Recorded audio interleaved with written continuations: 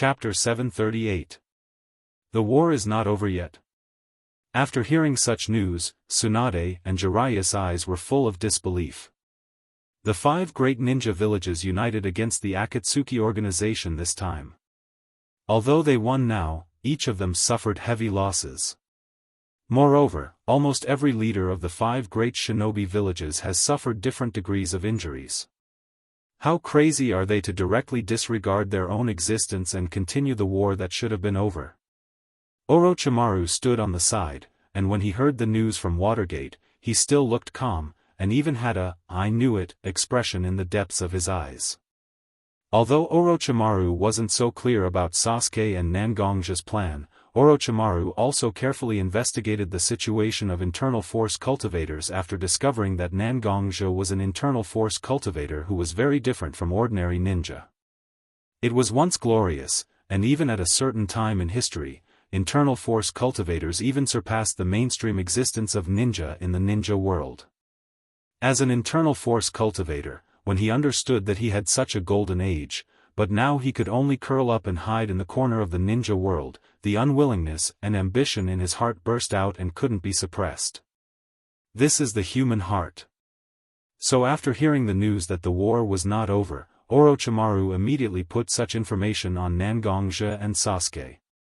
On the other side, Watergate also told Tsunade and Jiraiya about his conversation with Nangongja after cooperating with Naruto and Sasuke to seal Otsutsuki Kagaya, and some of his own predictions.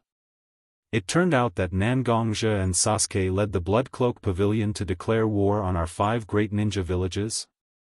Jiraiya didn't know why, but when he first heard that the war would continue, the anger in his heart almost accumulated to the limit. But after listening to the conversation between Watergate and Nangongja, the anger in Jiraiya's heart involuntarily reduced a lot. Watergate and Nangongja weren't wrong. What was wrong was their respective standpoints. As the head of the Blood-Robed Pavilion, Nangongja was responsible for all the disciples in the Blood-Robed Pavilion. Watergate, as the Hokage of the Woodleaf Village, is responsible for the many ninjas in the entire Woodleaf Village. Their positions made it impossible for them to trust each other. Since they couldn't trust each other, they could only use the most primitive method, war, to fight for enough benefits for themselves. Standing at the entrance of the cave, Jiraiya, Tsunade, Orochimaru, Watergate, and Naruto stood there, and no one spoke. Just as everyone remained silent, 3 figures walked out of the cave. Terumi Mei, Gaara, and AI came out of the cave together. That's right, although Orochimaru and Tsunade didn't participate in the battle for a long time, the 2 of them gathered all the people who were injured in the battle together for treatment. The power of the outer path that invaded the bodies of these 3 Kage because of the previous battle was also eliminated by the joint efforts of Orochimaru and Tsunade after the caster was defeated. Except for Inoki, who was seriously injured and needed some time to recuperate, the other 3 Kage's bodies were almost fine. Everyone, why are you in such low spirits? Looking at the silent 5 people, Terumi Mei looked at them and said, every ninja is ready to sacrifice when they become a ninja. Since the Blood-Robed Pavilion wants to fight with us, what's the harm in fighting again? As a ninja, we have never been afraid of fighting. Although Terumi Mei was a female ninja, she was born in the Blood Mist village. In the Blood Mist era, Terumi Mei was already an outstanding existence among many young ninjas. When it comes to wisdom, even many male ninjas can't compare to Terumi Mei. After hearing the words of the 5th Mizukage, Gaara and AI, who were standing behind Terumi Mei, also nodded. Obviously, the 3 of them also reached a certain consensus after hearing the information provided by Watergate inside the cave. In that case, let's get rid of the ninjas who contacted their villages and gather again to prepare for the final battle. Looking at the 3 of them, Watergate cupped his hand and said to them. After hearing Watergate's words, the 3 of them didn't hesitate and directly went outside the cave. Each of them used their own means to order their ninjas to gather. After being ravaged by the ninjutsu released by many powerful ninjas, the originally flat plain has become bumpy at this moment. On this bumpy plain, broken bodies and streams of blood can be seen with the naked eye. The breeze brushed by, but it couldn't even bring a little bit of dust because all the dust has been stuck by the sticky blood. In the battlefield, there are obviously two groups of people. One group of people is dressed differently, the only thing they have in common is that they all wear a forehead protector with the word ninja written on it. The other group of people is neatly wearing white brocade robes with red embroidery patterns on the brocade robes to indicate the identity of this person. Watergate and Nangongzhi were facing each other, neither of them spoke, but they looked at each other silently. The two of them were not only looking at each other, but also counting the strength of each other's camp with the corner of their eyes. In Nangongzhi's camp, including Uchiha Sasuke, for 5 elements altar lords in addition to sharp metal altar, 120 elite members, and about 1,500 blood cloth pavilion disciples, stood behind Nangongzhi. In the Ninja Allied Forces camp, there are Watergate, Terumi Mei, Gaara, and the 3 wood-leaf Sannin Jiraiya, Orochimaru, and Tsunade, Uzumaki Naruto, and the remaining 2,000 ninjas of each ninja village. Relatively speaking, the number of the Blood Cloak Pavilion was smaller than the joint army composed of the 5 major ninja villages, but after all, the Blood Cloak Pavilion itself participated in the battle in the middle stage. The elite team of 120 people was directly hidden by Nangongzhi in the Lion Clan space to preserve their strength. The Ninja Allied Forces have been in a high-intensity battle since the beginning, and they have been tired to a point, and their combat power has also declined. Chapter 739. Although there was a certain gap in numbers, for various reasons, the Ninja Allied Forces formed by the Blood Cloak Pavilion and the 5 major ninja villages had reached a stalemate. On the Ninja Allied Forces side, there were several Kage-level powerhouses, but these powerhouses were all injured. On the other hand, the 4-5 elements altar lords of the Blood Cloak Pavilion were not injured. Using the 4-5 elements altar lords, who were comparable to Kage-level powerhouses, to resist the Sannin and the other 3 Kages, they could barely do it with the help of the Blood Cloak Pavilion's combined attack formation.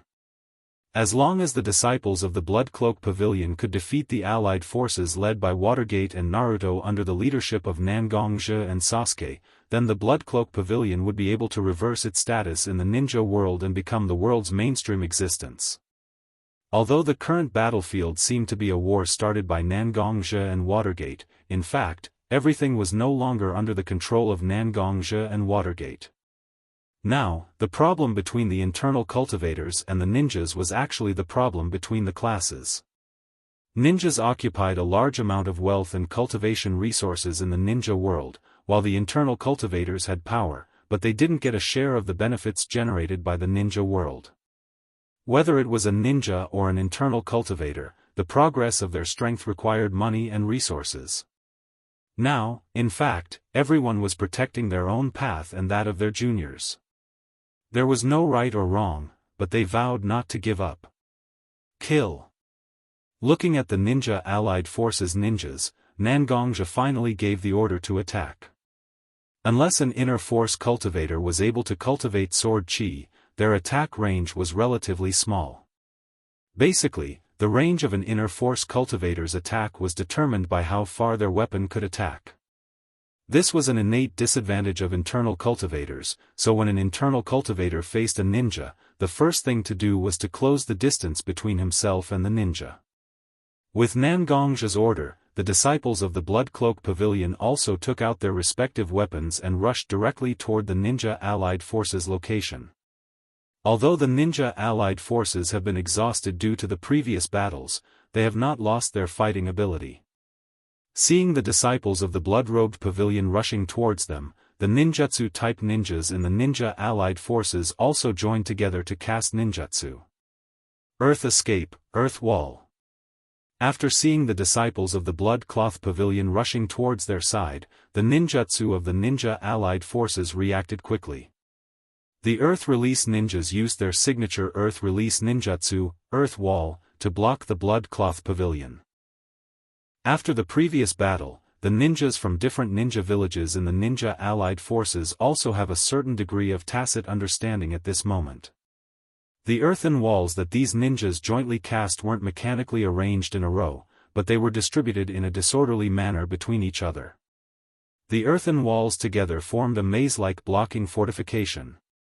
With these fortifications, they can completely block the charge of the Blood Cloak Pavilion disciples and divide the disciples of the Blood Cloak Pavilion to a certain extent, giving the ninja allied forces an opportunity to defeat the disciples of the Blood Cloak Pavilion one by one.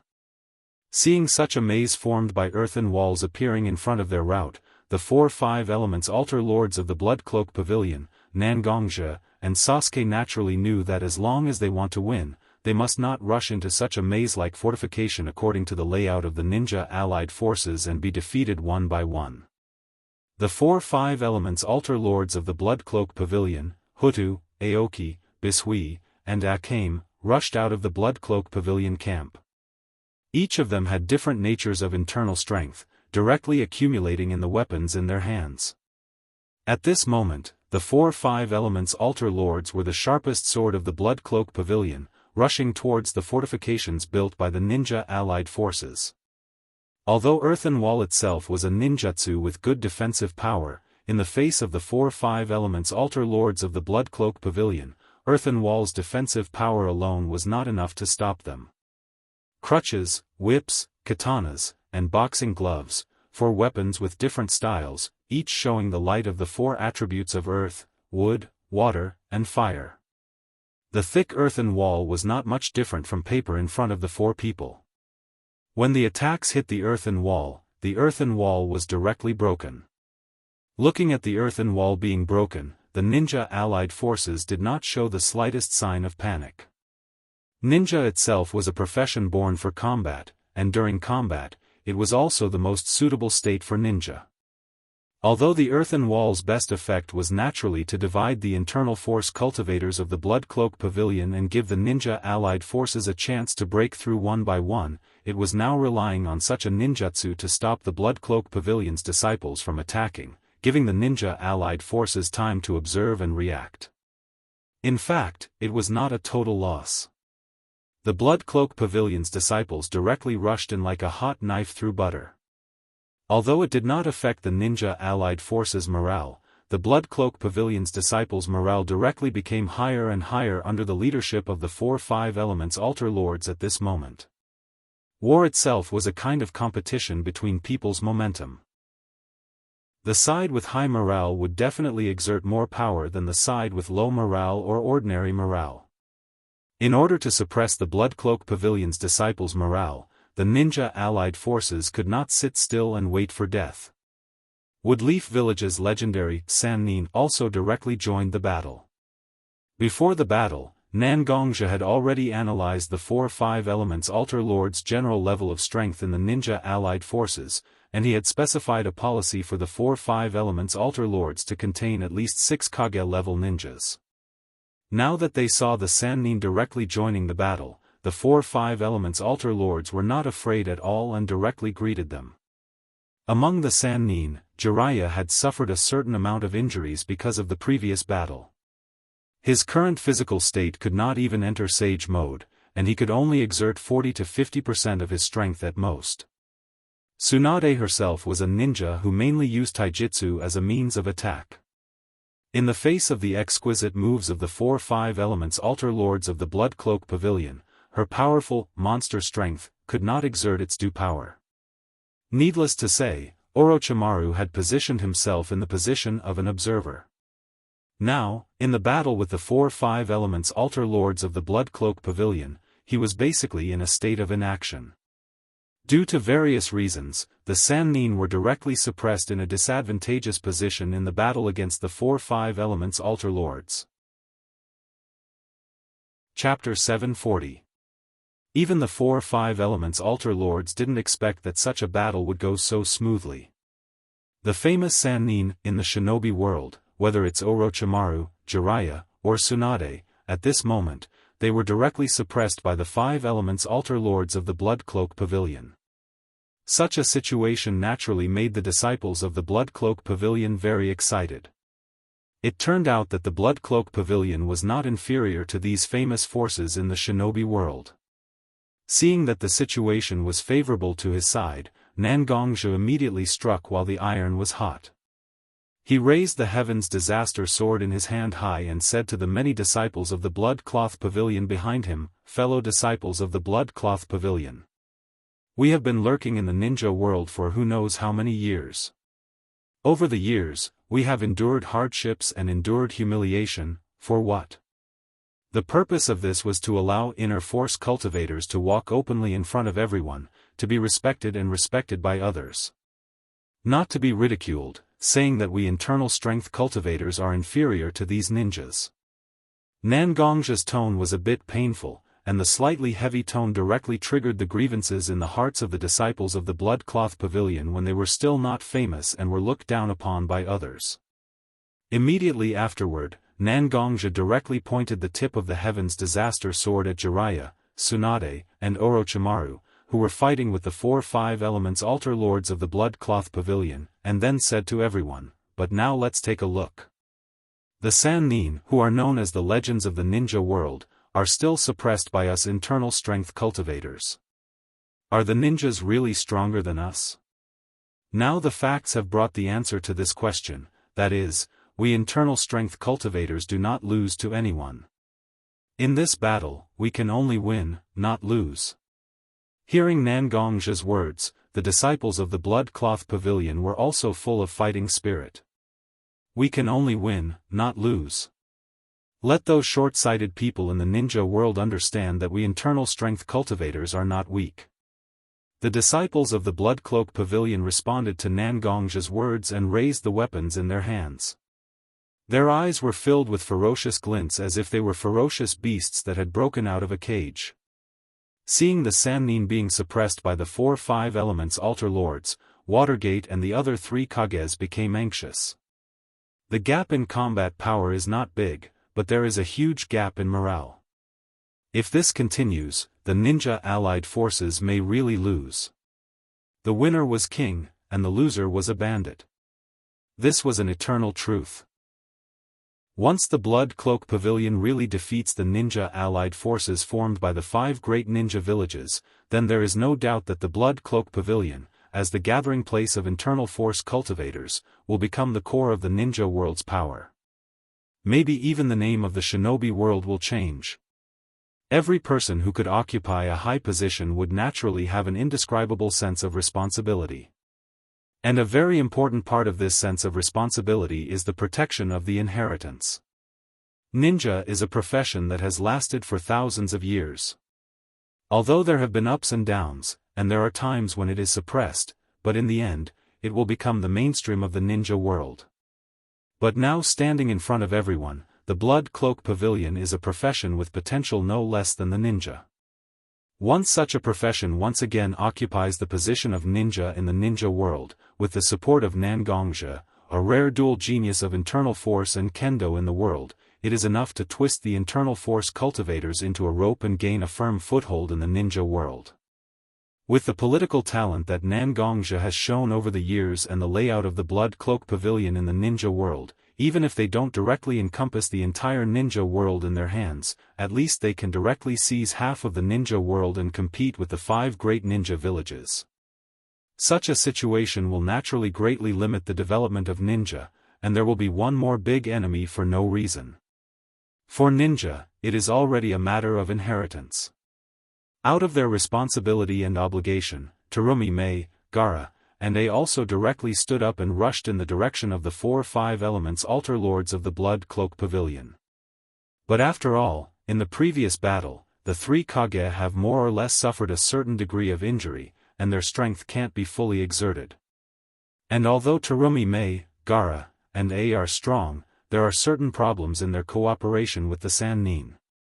Orochimaru, Jiraiya, and Tsunade, the 3 famous Sannin of the ninja world, naturally have an extremely exquisite cooperation between them, but when the 3 Kage also joined the battle, even if their own combat awareness is excellent, it will affect the cooperation of the 3 Sannin to a certain extent. Although the 3 Kage joined, in fact, their combat power didn't soar to the limit, and it was still within the range of the 4-5 elements altar lords of the blood cloak pavilion. The 6 Kage level ninjas can't exert their strength to the extreme because of physical reasons, or because of personal reasons, they are maliciously holding back. Under this situation, they actually fought back and forth with the 4-5 elements altar lords, exchanging attack and defense, which looked very lively. The 4-5 elements altar lords of the Blood Cloak Pavilion and the 6 Kage-level ninjas of the Ninja Allied Forces were fighting in a group at this moment, directly restraining each other, and there was no way to estimate the battle between the two armies on the battlefield. The ninjas of the Ninja Allied Forces and the disciples of the Blood Cloak Pavilion also directly collided with each other under the leadership of Nangongzhi and Watergate. Soldier against soldier, general against general, Nangongzhi directly fought with Watergate. Sasuke and Naruto also directly collided with each other. Sasuke and Naruto constantly fought back and forth, but it was obvious that during the battle, Sasuke had been constantly attacking, and Naruto used various means to resolve Sasuke's attacks. It seemed that he had no desire to fight. While Naruto continued to resolve Sasuke's attacks, he also led Sasuke to the periphery of the battlefield. Not long ago, Sasuke and Naruto used their means to seal Otsutsuki Kagaya. Although he and Naruto didn't have the 6 paths of yin and yang power in their bodies, their life level was far beyond the average ninja and internal force cultivator. Only he could contain Naruto, so Sasuke didn't directly follow Naruto and left the center of the battlefield bit by bit. He wanted to see what Naruto wanted to do. However, Sasuke himself was also a person with a strong character. Even if Naruto said something, it was likely that the two would still solve the problem between them by force. Chapter 741. Naruto took Sasuke away from the battlefield step by step while constantly defending against Sasuke's attacks. When Naruto and Sasuke were both out of the battlefield and some distance away from the battlefield, Naruto finally stopped his passive defense and began to take the initiative to attack Sasuke.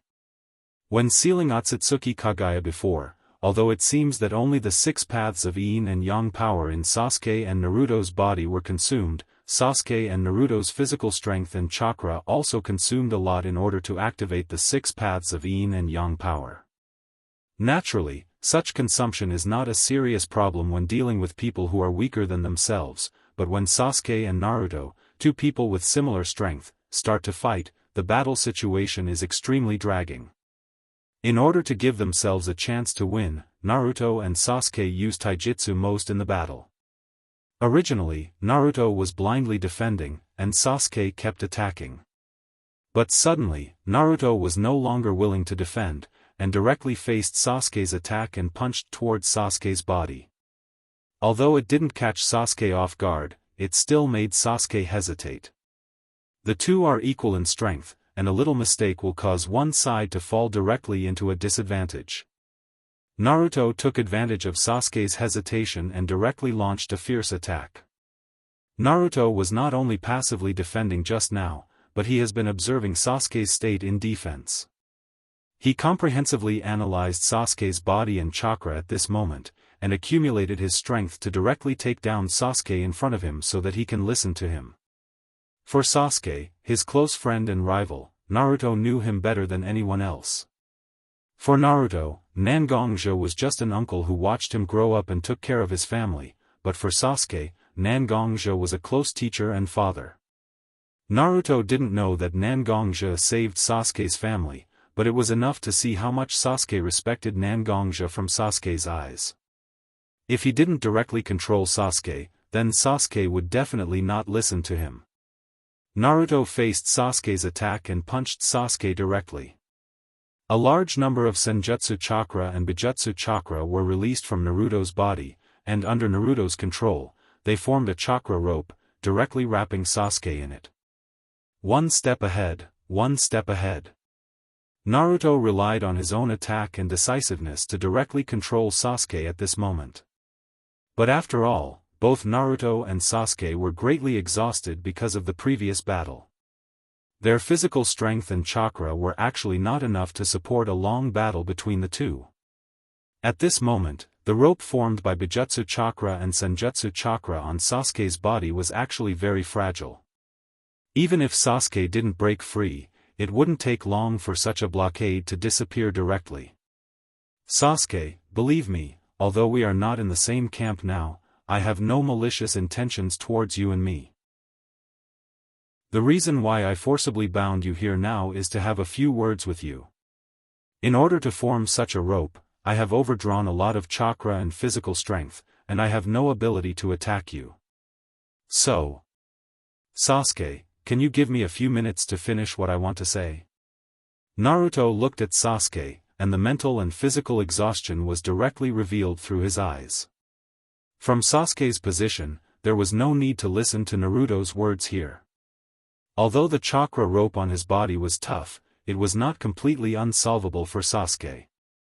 But when looking at Naruto's eyes, Sasuke's heart was still shaken. Even if he could now simulate the power of chakra in his body into sword chi with the help of 6 Tomo Rinnegan, and cut the chakra rope on his body with the sharp attribute of sword chi, Sasuke still stood quietly in the same place, looking at Naruto, giving Naruto a chance to say what he wanted to say. With Sasuke's acquiescence, Naruto adjusted his body slightly so that his body could stand in front of Sasuke.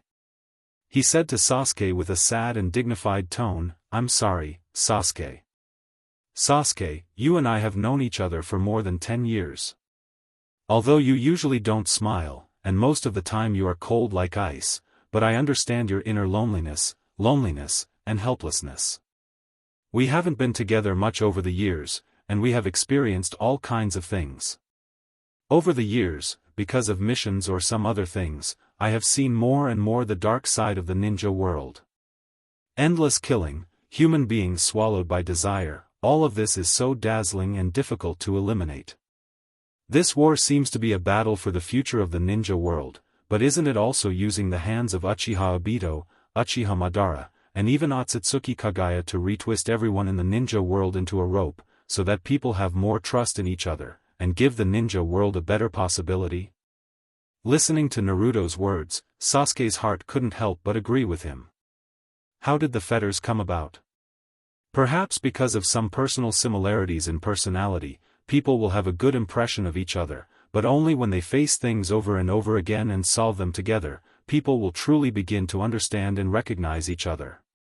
This shinobi world war forced the 5 great shinobi villages, which had deep contradictions before, to be glued together, so that ninjas belonging to different shinobi villages will face the threat of their own death at the same time, and face the challenge of death together. Just from the close cooperation between different ninjas of the major ninja villages on the battlefield just now, it can be seen that the ninjas of the 5 major ninja villages have actually begun to understand each other. As long as there is a good beginning of mutual understanding, there is a possibility of peace. For Naruto, the current situation is the best beginning to achieve peace.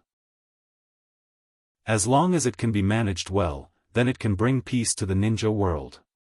As long as the Bloodrobe Pavilion can stop, then there will be no more bloodshed in the ninja world, and people will understand each other and build a perfect world. Sasuke, don't be obsessed with starting a war. As long as each of us understands each other, peace will eventually come. Chapter 742. Peace. Listening to Naruto's painstaking efforts to describe the vision of peace in front of him, Sasuke's eyes didn't have the recognition that Naruto imagined. Instead, he looked at Naruto's face with a bit of sarcasm. Naruto, I know what you mean. You now think that the 5 great shinobi villages have gone through such an experience of joining forces against a strong enemy, so that the 5 great shinobi villages have the possibility to live in harmony with each other to a certain extent, and the 5 great shinobi villages have the possibility to live in harmony with each other. And as long as the possibility of living in peace can be managed well, the ninja world will usher in peace, right? Sasuke didn't not understand Naruto's pursuit. On the contrary, Sasuke understood Naruto's pursuit very well in his heart. But understanding was one thing, and acknowledging it was another. We thought that Naruto was a wise man, but we didn't expect you to be so stupid. Sasuke didn't wait for Naruto to answer his question. Instead, he directly scolded Naruto. Relying on the mutual understanding between people to win peace for the ninja world? Indeed, this way can indeed bring peace. But how long can this peace last? I don't know if you have ever thought about this question, Naruto. The desire for mutual understanding brought about by fighting can last for 1, 2, or even 3 generations, but can it last for 5, 6, or even more? Although the feelings between people are very strong and powerful, such feelings can never withstand the erosion of time. The influence of emotions will weaken from generation to generation, and one day, peace will still dissipate. People will still fight each other for their own interests. Is such a temporary peace the peace you want, Naruto? Sasuke and Naruto's starting points are different. After all, Naruto is a ninja who grew up in Woodleaf. Although he has seen a lot of darkness hidden in Woodleaf in the process of growing up, Naruto still has to protect the interests of Woodleaf as a rule of his own from the perspective of Naruto's identity, status, and family environment.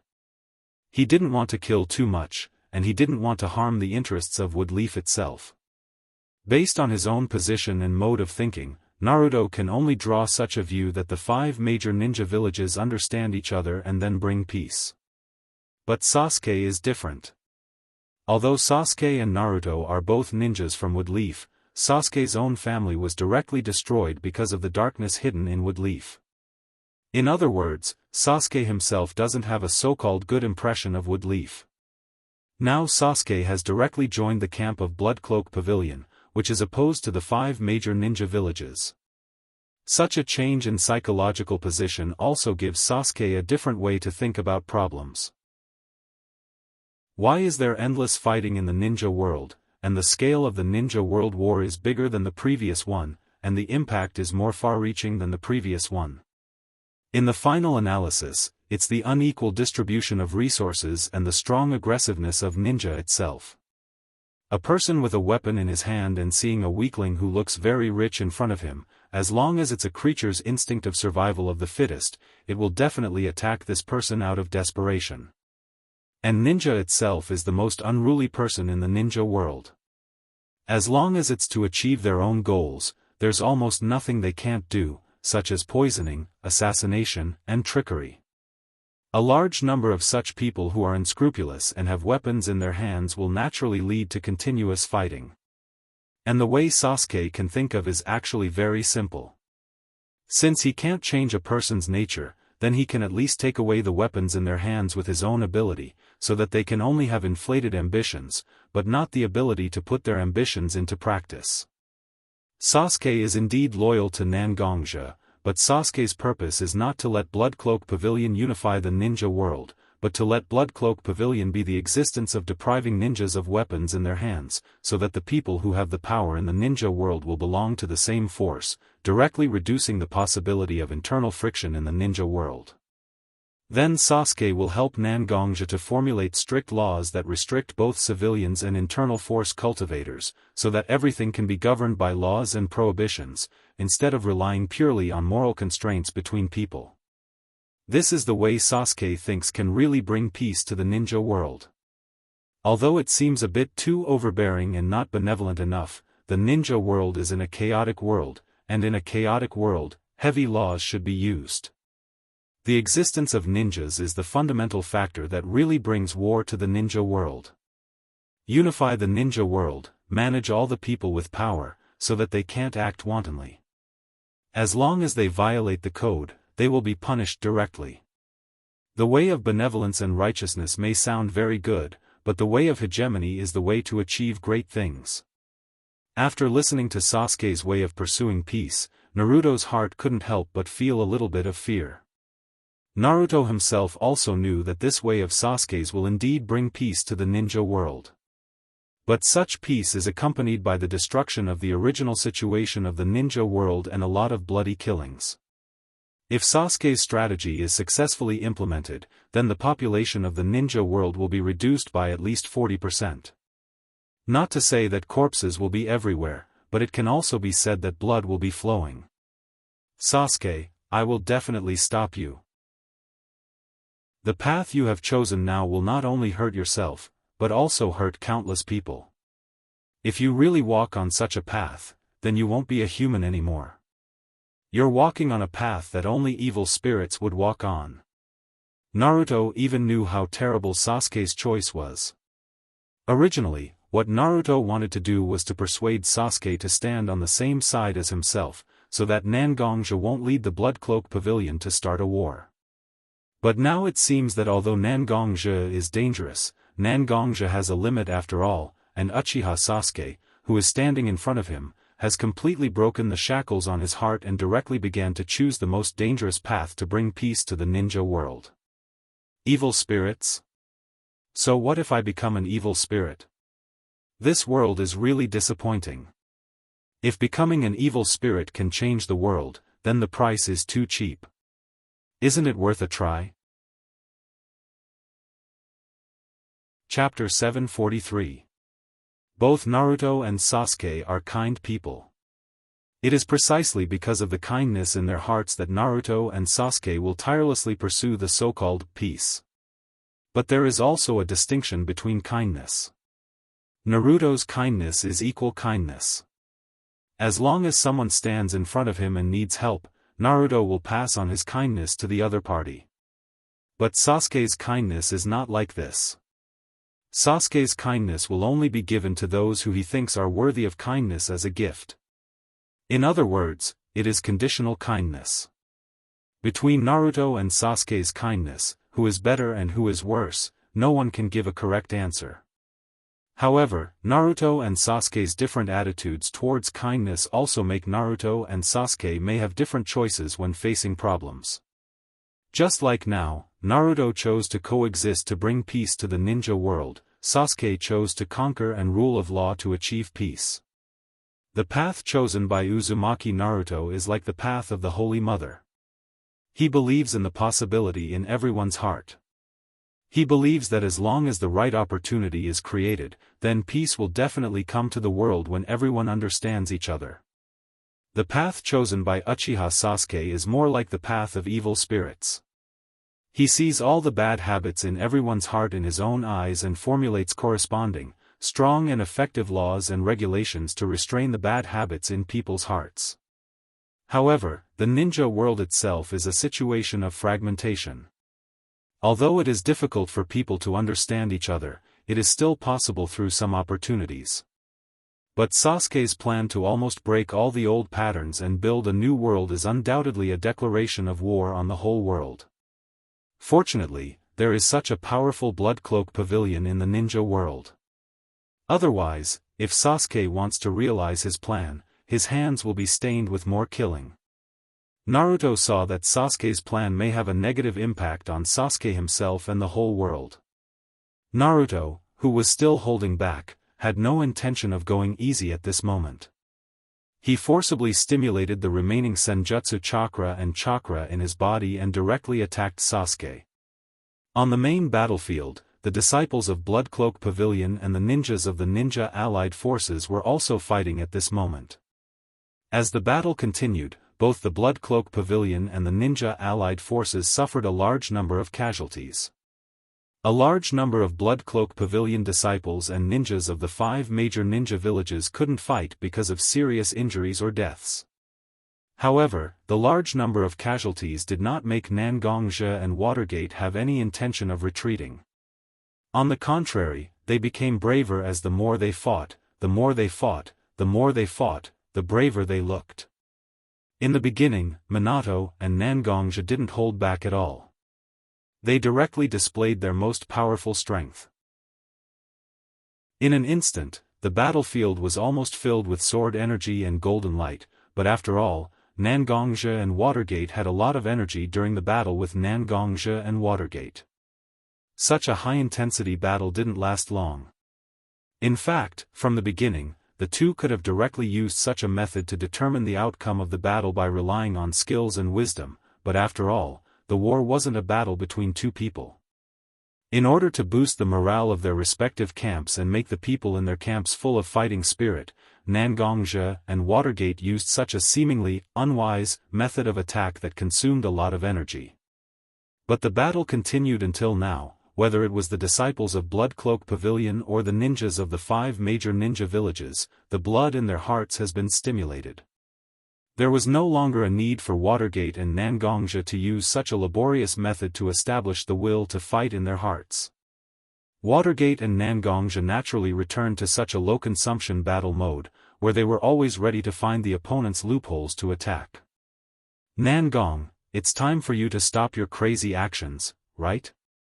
Previously, you said that you didn't believe that the 5 major ninja villages would be willing to share the cake in your mouth with the Bloodcloak Pavilion, so you insisted on competing with the ninja allied forces formed by the 5 major ninja villages to show your muscles. But Nangong, please look at the current battlefield. Whether it is the ninja allied forces or the Bloodcloak Pavilion, there are a lot of casualties at the moment. If this continues, it won't be about showing your muscles to fight for enough benefits for yourself, but it will be about the Bloodcloak Pavilion and the 5 major ninja villages fighting to the death. Is this the result that you want, Nangong? To be honest, Watergate's heart has become anxious now. After all, at this moment, a large number of ninjas are being killed in front of him. Ninjas are not warriors. Ninjas don't need the glory of pioneering new territories. Ninjas only need the benefits in front of them. So before the start of this battle, Watergate deliberately left some Woodleaf ninjas to stay in the Woodleaf village, and crowned these ninjas with an irrefutable reason, to protect the daimyo. To be honest, although the daimyo of the 5 major ninja villages were not useless, they were almost not far away. Most of the time, they were like wage earners, succumbing to the violent mechanisms of the 5 major ninja villages and managing the affairs of the entire country in exchange for their own comfort and luxury. Although the Kage of the 5 major ninja villages didn't think highly of the daimyo of their country, after all, in name, the 5 major ninja villages still belonged to the 5 daimyo. No matter what, the 5 major ninja villages must find ways to protect the daimyo of their country. Now that the 5 daimyo are hiding in the Land of Fire, in order to ensure the safety of the 5 daimyo, naturally, the nearest Woodleaf village of the Land of Fire will provide shelter for the 5 daimyo. In this way, Watergate naturally obtained a legitimate reason to preserve the strength of Woodleaf village. Preserving a part of the strength of his own ninja village will undoubtedly make Woodleaf village the #1 ninja village in the ninja world after the battle. Minato has already made plans after the battle. With Konoha's strength far beyond the other villages, Minato will try his best to maintain the relationship between the 5 Great Shinobi Village Alliance, making Konoha the leader of the 5 Great Shinobi Village Alliance, and making Konoha the leader of the 5 Great Shinobi Village Alliance. Now, Watergate will never allow Nangongja to destroy his plan.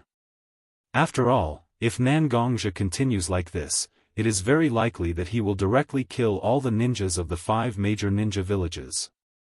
At that time, although the 5 major ninja villages will no longer be a hindrance, but without the restraint of the major ninja villages, there will be chaos everywhere, and it will be more troublesome.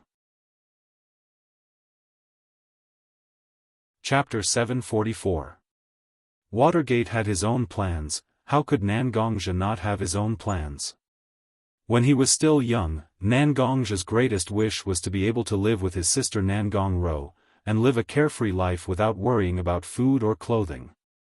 But as he grew older, Nangongja found out more and more how difficult it was to realize his seemingly simple wish.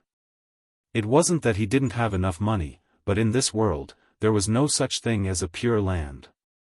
As long as he pursued this wish, then he had no choice but to continuously increase his own strength in order to protect his own life. As time passed, his life became more than just himself and his sister. Mashiro and Little Linger quietly blended into Nangongja's life, and sneaked into the depths of Nangongja's heart. But because of Mashiro's identity and Linger's family enmity, Nangongja had no choice but to directly confront Danzo and Akatsuki. And in order to protect himself and increase the strength of his own forces, Nangongja had no choice but to take Heavenly Tribulation sword and barge into Blood-Robed Pavilion. While making Blood-Robed Pavilion become his own force, Nangongja's extremely responsible temperament also made the burden on his shoulders even heavier. Every choice that Nangongja made seemed to be his own decision, but it was also one matter after another, one person after another constantly forcing Nangongja to walk down this path. Nangongja didn't reject the burden that appeared on his shoulders, but Nangongja wasn't willing to let these burdens bind him, and let him live a life that he disdained. Even if he became the ruler of the world, so what if his words were like laws? So what if he had countless beauties? Nangongzhi actually hoped that he could enjoy the morning sun, the evening clouds, the spring breeze, the summer rain, the autumn leaves, and the winter sun. When the clouds disperse, the flowers wilt and bloom, I will not change, I will still be a young man here. Watergate, in fact, I am different from you. Although Watergate and Nangongzhi were still fighting at the moment, after hearing Watergate's words, Nangongzhi's eyes couldn't help but reveal an indescribable emotion. Although I didn't grow up in Woodleaf Village, I have naturally heard about you. Since you were a child, you were an outstanding ninja. You were accepted as a disciple by Jiraiya, became famous in the ninja world, and became the Golden Flash that everyone feared like a tiger, and inherited the position of the fourth Hokage. Although there were all kinds of hardships, in the end, you were constantly moving forward step by step, and what supported you was nothing else but the ambition in your heart. Others said that Namikaze Watergate was a kind person, but if everything he did was carefully analyzed with the greatest malice, wouldn't it be very scheming? The contact with Uzumaki Shinakushina, who was the Nine Tails column force, made him enter the eyes of the Woodleaf leaders. After Uzumaki Shinakushina was kidnapped, he rescued her at all costs, made her fall in love with him, and directly made the Woodleaf leaders want to win you over. You are just an orphan, you don't have a Kekii Genkai, and you don't have any family power. If you want to become stronger and change your destiny, you can only rely on the most powerful force in Konoha, the Hokage clan, and you have obviously succeeded. If I guessed correctly, you must have a detailed plan in your heart after the war is over to rely on the power of Woodleaf to put pressure on several other ninja villages, and then make them surrender or even directly become vassals of Woodleaf, right? The fourth Hokage, Namikaze Watergate. As a leader, the first quality he had to possess was to not be stingy in guessing anyone's intentions with his greatest malice. What Nangongzhi said was his own speculation, but when he heard it in Watergate's ears, it was like a needle piercing his heart. As long as Nangongzhi said these words loudly and spread to the ears of the other Kage, then no matter how much they believe in his character, they will definitely have concerns about all his actions, and then directly collapse the fragile balance of the war. But Nangongzhi didn't say these words out loud, instead, he controlled the volume in a range that only the two of them could hear. For a while, Namikaze Watergate looked at Nangongzhi with a bit of confusion. This battle may seem like I'm fighting for more living space for the Blood Garment Pavilion, but that's just a secondary goal. If you don't believe me, just watch. With that, Nangongzhi also directly changed his posture in the process of the battle, neither attacking nor dodging, but simply guiding Watergate's eyes to look around the battlefield. Looking at the ninjas and internal force practitioners who were fighting endlessly, for a while, Watergate's heart suddenly had a little understanding, but this clear understanding was also wrapped in a fog, and it was difficult to distinguish. Although this is a bloody battle, Watergate, don't you find that the ninjas of the 5 major ninja villages are more excited and their fighting spirit is more vigorous than before when they fought against Uchiha Obito, Uchiha Madara, and Otsutsuki Kagaya? The more vigorous the fighting spirit is, the more united they will be in their own camp. Now I am giving the ninjas a group a chance, and I am also giving the internal force practitioners a chance. How strong is a ninja's direct killing intent? I don't need to say it, you should be very clear about it. As long as there is a disagreement, ninjas who kill without saying anything is definitely the mainstream of this ninja world. But the ninja profession itself is a fighting profession, these killing intents can't be resolved in a way other than fighting, they can only choose endless internal strife. But now, I've given you a new choice. I've set a goal that everyone will reject, so that you can tie yourselves together and no longer engage in meaningless internal strife. Although it's not true peace, it has divided the 5 nations who have been attacking and fighting each other endlessly into 2 camps, internal force cultivators and ninjas. It is too difficult to conquer, instead of conquering, isn't it better to cooperate in disguise? Chapter 745. Naruto pursues mutual understanding between people, so that everyone can release their greatest kindness to others, and then give birth to peace between people. Sasuke pursues the emergence of a powerful force above everyone, using absolute rational laws to bind everyone, and by managing the evil in people's hearts to stimulate the good in people's hearts. Minato's goal was to conquer other forces through agreements, alliances, and their own strength. Gradually, through various means, they would eliminate these hidden dangers. Slowly, the world would change quietly.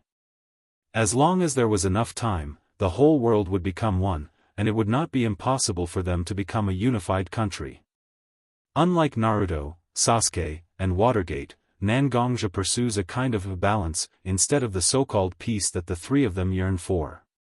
Nangongja hopes to directly establish two camps in the ninja world, internal strength cultivators and ninjas. When people have external enemies, they don't have to worry about internal problems. When ninjas and internal strength cultivators use all their efforts to fight against each other, as long as they don't have an absolute advantage, then neither side will easily make a move. After all, making the first move is not a wise choice in many cases. When we compare the pursuits of these four people, it is not difficult to find that Naruto and Sasuke's pursuits seem to be quite reasonable, but they are very general and abstract. The so-called good and evil need to be grasped by what scale, whether it is Naruto or Sasuke. In fact, they don't have such ability. The pursuit of the two of them, to put it bluntly, is actually a kind of beautiful vision. In the plans of Nangongja and Watergate, the two of them are more detailed about what they want to do. Whether it is the pursuit of peace or the pursuit of balance, the two of them have seriously thought about the feasibility and made detailed plans. Since he already knew Nangongja's plan, Minato instantly understood why Nangongja would lead the disciples of the Blood Clothing Pavilion to wage war against him. Moreover, it looked like they would fight to the death. Looking at the Blood Cloak Pavilion disciples on the battlefield, most of them were already around 30 years old. Although 30 years old was still the prime of a warrior's life, unless they were exceptionally talented, there was not much room for improvement. Although Watergate doesn't know much about the Blood Cloak Pavilion, as a large force, the Blood Cloak Pavilion must have its own talent training mechanism. Watergate can be sure that Nangongja must have left the seeds of the Blood Cloak Pavilion. Whether they win or lose this battle with the ninja allied forces, these seeds will quickly germinate. By consuming the existing strength of the Blood Cloak Pavilion, the hatred between the Blood Cloak Pavilion and the ninja allied forces will become stronger because of the killing, and then this hatred will be turned into spring water to water the seeds, making the Blood Cloak Pavilion and the ninja allied forces completely opposite each other. Nangongja's move is to drag the ninja allied forces down with him. As long as you still have to fight, then you will have to act according to my plan. Nangongja's plan is so simple, but it is also impossible to find the possibility of stopping Nangongja. Now, as long as you look around casually on the battlefield, it is not difficult to find that whether it is the internal force cultivator or the ninja, at this moment, their eyes are red, controlled by their inner anger and killing intent. In this situation, even if Watergate directly ordered the ninja allied forces to retreat, it is already impossible. Moreover, the ninja allied forces is not a group led by Watergate, but a group jointly led by the Kage of the 5 major ninja villages. If Watergate casually gives orders, even if the other Kage don't have any conflicts with Watergate on the surface, who can guarantee that in the end, because of this little disharmony, who can guarantee that in the end, Watergate's overall plan will not be directly affected by Watergate's overall plan? The current situation is that Watergate has to walk on such a path designed by Nangongja, and then he can only watch everything deviate from his plan. Watergate stared closely at Nangongja with his eyes. He has to say that Nangongja's plan is indeed very subtle, but all plans have their own weaknesses after all. Now, the most important reason why Nangongja's plan is that the two sides on the battlefield are evenly matched, and there are a lot of casualties. But once the battle between Naruto and Sasuke, the 4 5 elements altar lords and the 6 Kage-level ninjas, and himself and Nangongja has a result, then this situation will be directly broken. If Watergate wants to break free from Nangongja's plan, in fact, what he needs to do is to use his most powerful strength to fight Nangongzhi. Futon, Rasengan. Although Watergate was hit by the Ash Kill during the battle with Otsutsuki Kagaya, he could only cut off one of his arms to prevent his body from being corroded by the Ash Kill aura. But even with only one arm left, Watergate's fighting ability and fighting awareness are still very strong. Chakra was poured into his calf, stimulating the muscles, and greatly improving his speed and flexibility. Chakra was injected into the Rasengan in his hand, which increased the destructive power of the Rasengan to a certain extent. Watergate directly held the Rasengan in his hand and attacked Nangongzhi's position. Seeing that Watergate suddenly began to attack him without caring about the consumption of chakra, Nangongzhi was not surprised. After all, Watergate himself is also an extremely smart and slightly conceited person. In order to stop his plan, he will definitely do his best to attack him. Now that Watergate has lost his left arm, the most important impact on Watergate is that the flexibility shown by the Flying Thunder God Jutsu combined with various ninjutsu has disappeared. When fighting against Nangongzhi, he must not use flawed tactics to fight against Nangongzhi. Otherwise, he will definitely be pinned to the ground by Nangongzhi until he dies. If it is a head-on battle like this, Nangongzhi, as a kendo grandmaster, will naturally not have the slightest fear. He held the Heavenly Tribulation sword in his hand. His internal energy and sword energy were stored within the Heavenly Tribulation sword, but they were not released. While the Heavenly Tribulation sword was made of black material, a powerful and sharp aura was emitted from it. Chapter 746. Inner strength had a certain restraining effect on chakra. It could be considered as a type of energy that was slightly higher than chakra. On the other hand, sword chi was a variant of inner strength. While its aura was sharp, it naturally had a restraining effect on chakra. Nangongzhi's strength was supported by his vigorous inner strength and the sharp sword chi. If it wasn't for these two types of powerful and unique energy, the remaining sword moves and special abilities wouldn't have been able to display such abilities. His right hand held the sword and the hilt was close to his ear. The narrow dragon-shaped blade was close to Nangongzhi's cheek. It carried a slightly cold aura as it directly transmitted towards Nangongzhi's face. Nangongzhi tightly gripped the dragon-scaled sword hilt. Although it was a little rough, Nangongzhi's heart was filled with familiarity. The cracks on the body of the sword were constantly emitting azure and lustrous blue light intertwined with each other. Left foot in front, right foot behind. Nangongzhi stared closely at Watergate's path of attack. In his mind, he was constantly calculating how to receive Watergate's attacks. As Watergate got closer and closer to himself, Nangongzhi also calculated all the changes in Watergate's moves. Suddenly, the position of his left and right feet changed. His right foot fiercely stomped on the ground below him. Nangongzhi's entire body was like an arrow that left the bow as he directly charged towards Watergate's position. Under Nangongzhi's control, sword chi and inner strength were all concentrated on the tip of the Heaven's Calamity sword. The brilliant blue color directly left a conspicuous mark in the air. Nangongzhi's shoulder-length hair and the white and red embroidered robe on his body made clanking sounds because of the sudden increase in speed. His left hand turned into a sword finger and gently stroked the Heaven's Calamity sword in his hand. A gentle stroke seemed to have awakened the Heaven's Calamity sword. A large amount of light directly bloomed from the cracks on the Heaven's Calamity sword. Break!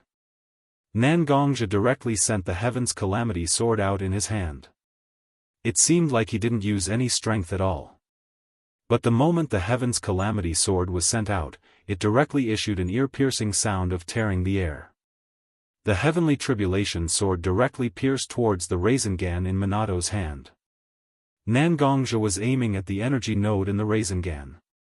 Once such a node is destroyed, the Rasengan will also be destroyed, and even a large amount of chakra will directly disappear in the air. Seeing Nangongzhi directly stabbing towards himself with the sword, Watergate didn't shrink back and continued to attack Nangongzhi. The sword tip and the Rasengan were getting closer and closer. Watergate also directly activated the chakra in his body and directly injected it into the Rasengan in his hand. But when the chakra entered the Rasengan didn't show any signs of expansion. Instead, its aura became quite chaotic. Nangongzhi originally relied on his eyes to determine the energy node, but at this moment, it was directly covered by the chaotic chakra.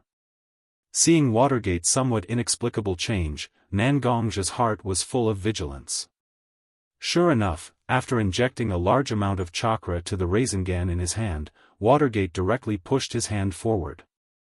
The Rasengan directly broke away from the shackles of his palm and rushed directly towards Nangongzhi's direction. Its attack speed was even faster than Watergate's. It was too late to change his move now. Nangongzhi directly stabbed the Heaven's Calamity sword in his hand forward, piercing into the Rasengan that had turned into a white sphere. When the Heaven's Calamity sword was inserted into the Rasengan, Nangongzhi immediately sensed the state of the Rasengan through the body of the Heaven's Calamity sword. The large amount of chakra that Watergate injected just now actually messed up part of the original way of condensing the Rasengan, but with his own chakra, he separated the messed up part from the normal part. When Nangongzhi directly inserted his Heaven's Calamity sword into the Rasengan, it also directly broke the balance that Watergate barely maintained. The collision of the positive and negative energy will produce extremely powerful energy. At this moment, Nangongzhi bore the brunt of the impact directly. Reverse Chaos Rasengan.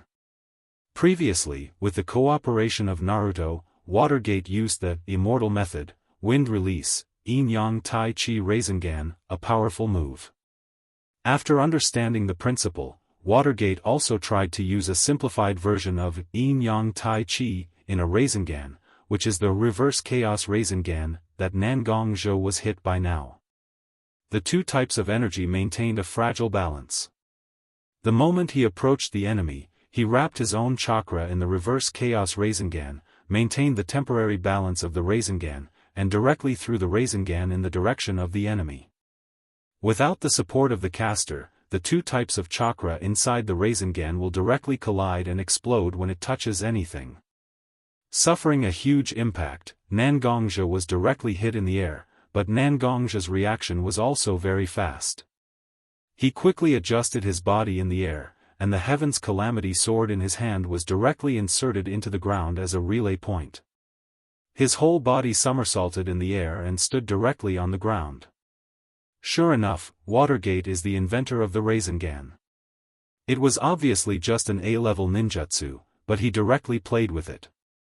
After various theories and chakra were integrated into the Rasengan, a brand new ninjutsu was born. It was impossible to guard against, and if you were not careful, you would be hit by it. However, Nangongzhi himself was also a person with rich combat experience. After seeing that Watergate was likely to be threatened by Watergate's Rasengan, Nangongzhi directly urged the sword energy and internal force in his body, forming a total of 36 sword energy swords floating behind him. Since Nangongzhi could condense sword energy swords, Nangongzhi has been concentrating on studying this kind of attack with great potential. Combining the ancient books in the Blood Cloak Pavilion and his own understanding of swordsmanship, Nangongzhi also created an attack method that was very suitable for his own sword habits and the nature of his sword energy, sword formation. The 36 sword energy swords floated behind him, constantly changing their position, coinciding with the number of 36 heavenly spirits. It was full of a mysterious aura, making it difficult for people to see the changes. Chapter 747. A light flashed in Nangongzhi's eyes as he quickly observed the current state of Minato's body as well as his surroundings. He held the Heaven's Disaster sword in his right hand and placed two of his fingers in front of his chest. Seizing the opportunity, he pointed his right hand in front of him and issued an order. Go! The moment Nangongzhi's order sounded, the constantly changing 36 sword chi swords floating behind Nangongzhi directly rushed in the direction of Watergate under Nangongzhi's control. Each of the 36 sword chi swords contained Nangong's understanding of swordsmanship.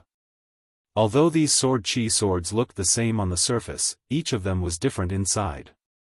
Some of the sword chi swords were sharp, some were long, some were entangled, and some were indomitable. Different sword chi had different attack patterns, and the combination of the sword chi swords brought more possibilities to such a formation. After all, Nangong's research on formations had not reached the so-called peak, and his control and understanding of the Heaven Dipper sword formation had not reached the peak. But with the various changes he had mastered, Nangong's believed that he could still defeat Watergate. Under Nangong's control, the sword chi swords quickly approached Watergate. As if they had their own consciousness, the 36 sword chi swords directly combined and attacked Watergate. Watergate looked at the 36 sword chi swords attacking him with a dignified expression. After all, Watergate saw with his own eyes the magical power of these sword chi swords under Nangong's control in the space gap and when he fought against Otsutsuki Kagaya. Now that Nangong's controlled the 36 sword chi swords to attack Watergate, and they seemed to have some unknown changes, Watergate instinctively became vigilant and serious. Watergate took out a flying thunder god kunai from his back. After confirming that he had seen the trajectory of the 36 sword chi swords, he directly threw the flying thunder god kunai in his hand. But when he threw it, Watergate used a very special hidden weapon technique.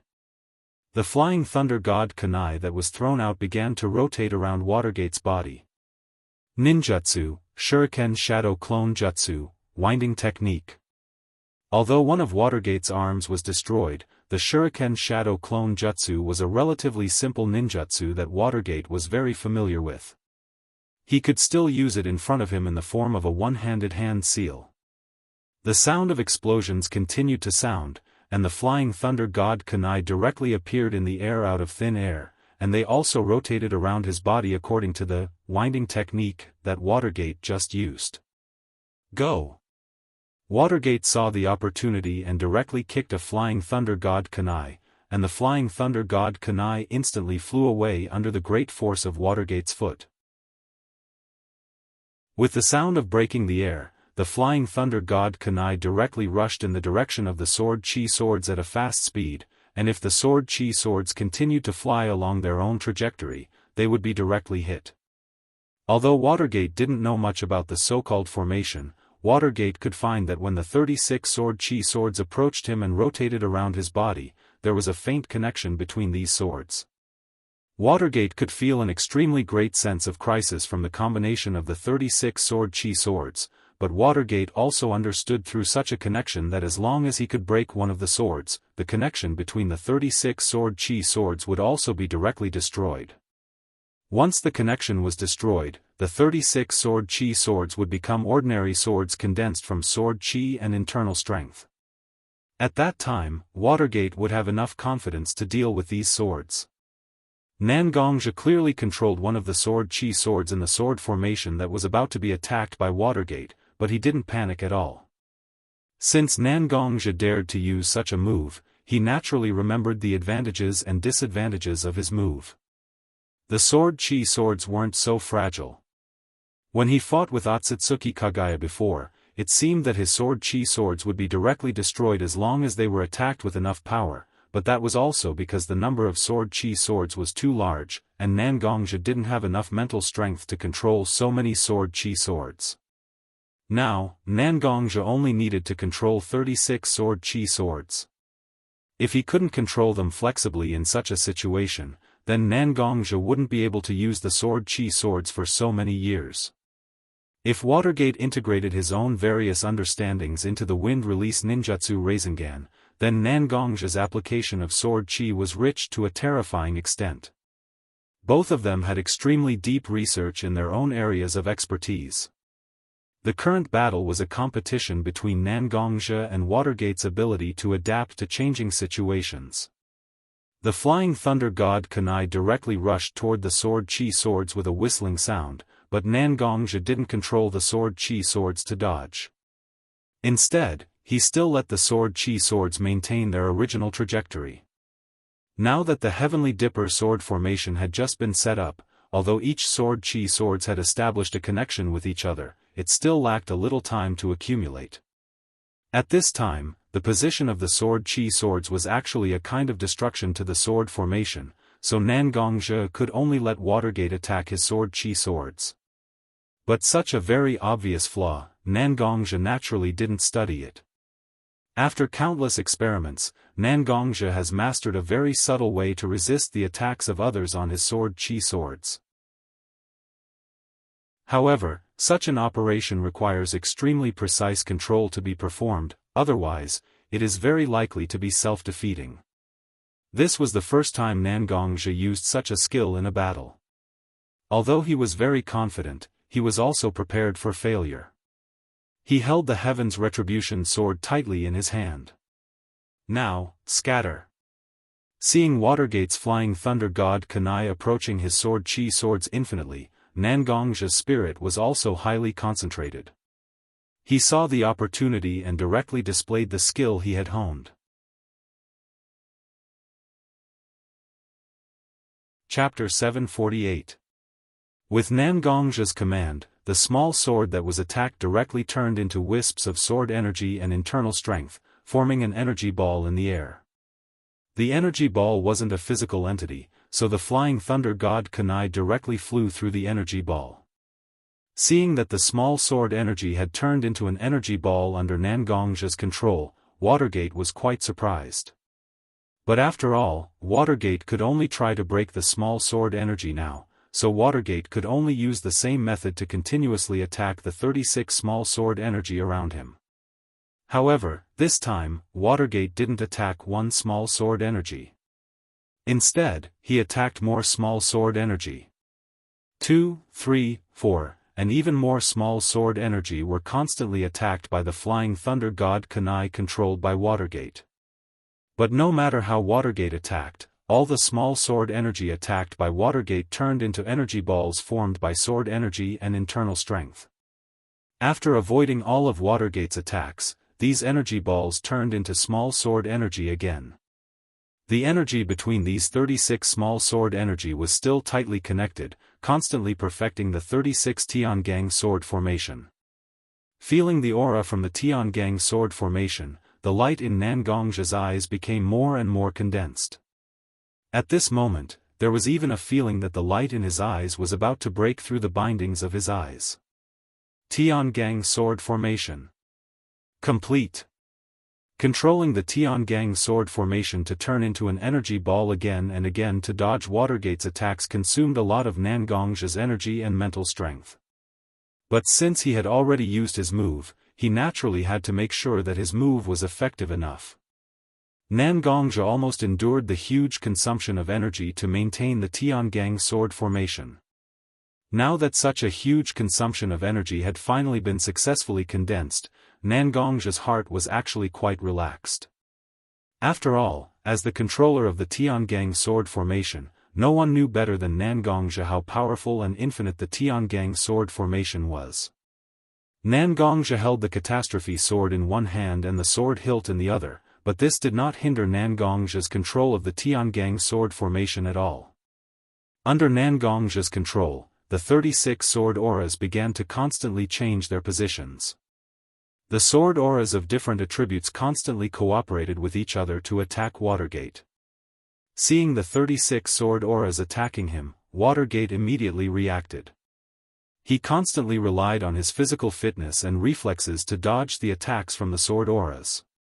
In the beginning, Watergate could still dodge the sword aura's attacks, but after all, a person's physical strength and energy were limited. Moreover, through the constant combination of the sword auras, each attack toward Watergate was different and had different changes. Finally, under the constant attacks of the Tiangang sword formation, Watergate's physical strength reached a limit. His body also became sluggish because of the decrease in physical strength. Qi. Because of the decrease in his reflexes, Watergate's body was finally directly attacked by the sword auras. Although the injury was not a vital part and the wound was not deep, the sword auras of different attributes in the sword auras directly poured into Watergate's body, wantonly destroying Watergate's body. In terms of pure offensive power, the sword formation itself was naturally not as powerful as the Sword Aura Dragon, Sword Aura Torrent, and Sky Sword. However, the advantage of the sword formation was that its consumption was not as large as the three powerful attacks. Moreover, the sword formation's ability to trap the enemy was extremely important when fighting an enemy with a normal body size. Once the enemy was entangled to the limit of his physical strength, then as long as he could not break the Tiangang sword formation, he would only be struggling at death's door. Now that Watergate had been attacked, his body would become weaker because of the destruction caused by the sword auras. The weak body would cause him to suffer more damage. Such a vicious cycle would become a quagmire, directly dragging Watergate into the abyss of failure. In the battlefield, the ninjas and internal force cultivators, the 4-5 elements altar masters, and the 6 Kage-level experts who were fighting saw the situation of Watergate and Nangongzhi at this moment.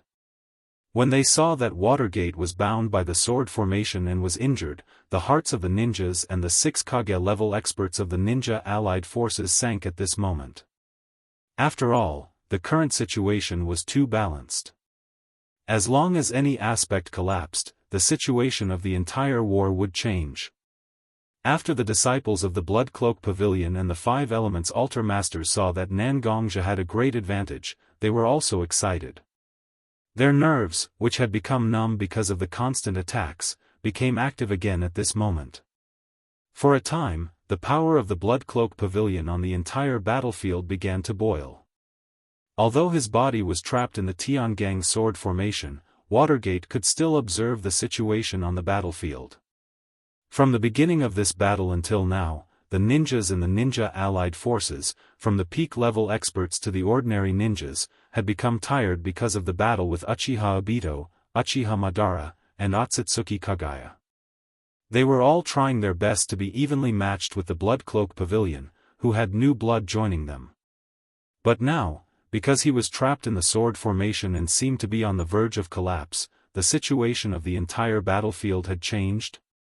Watergate's fairness made it impossible for him to accept this reality.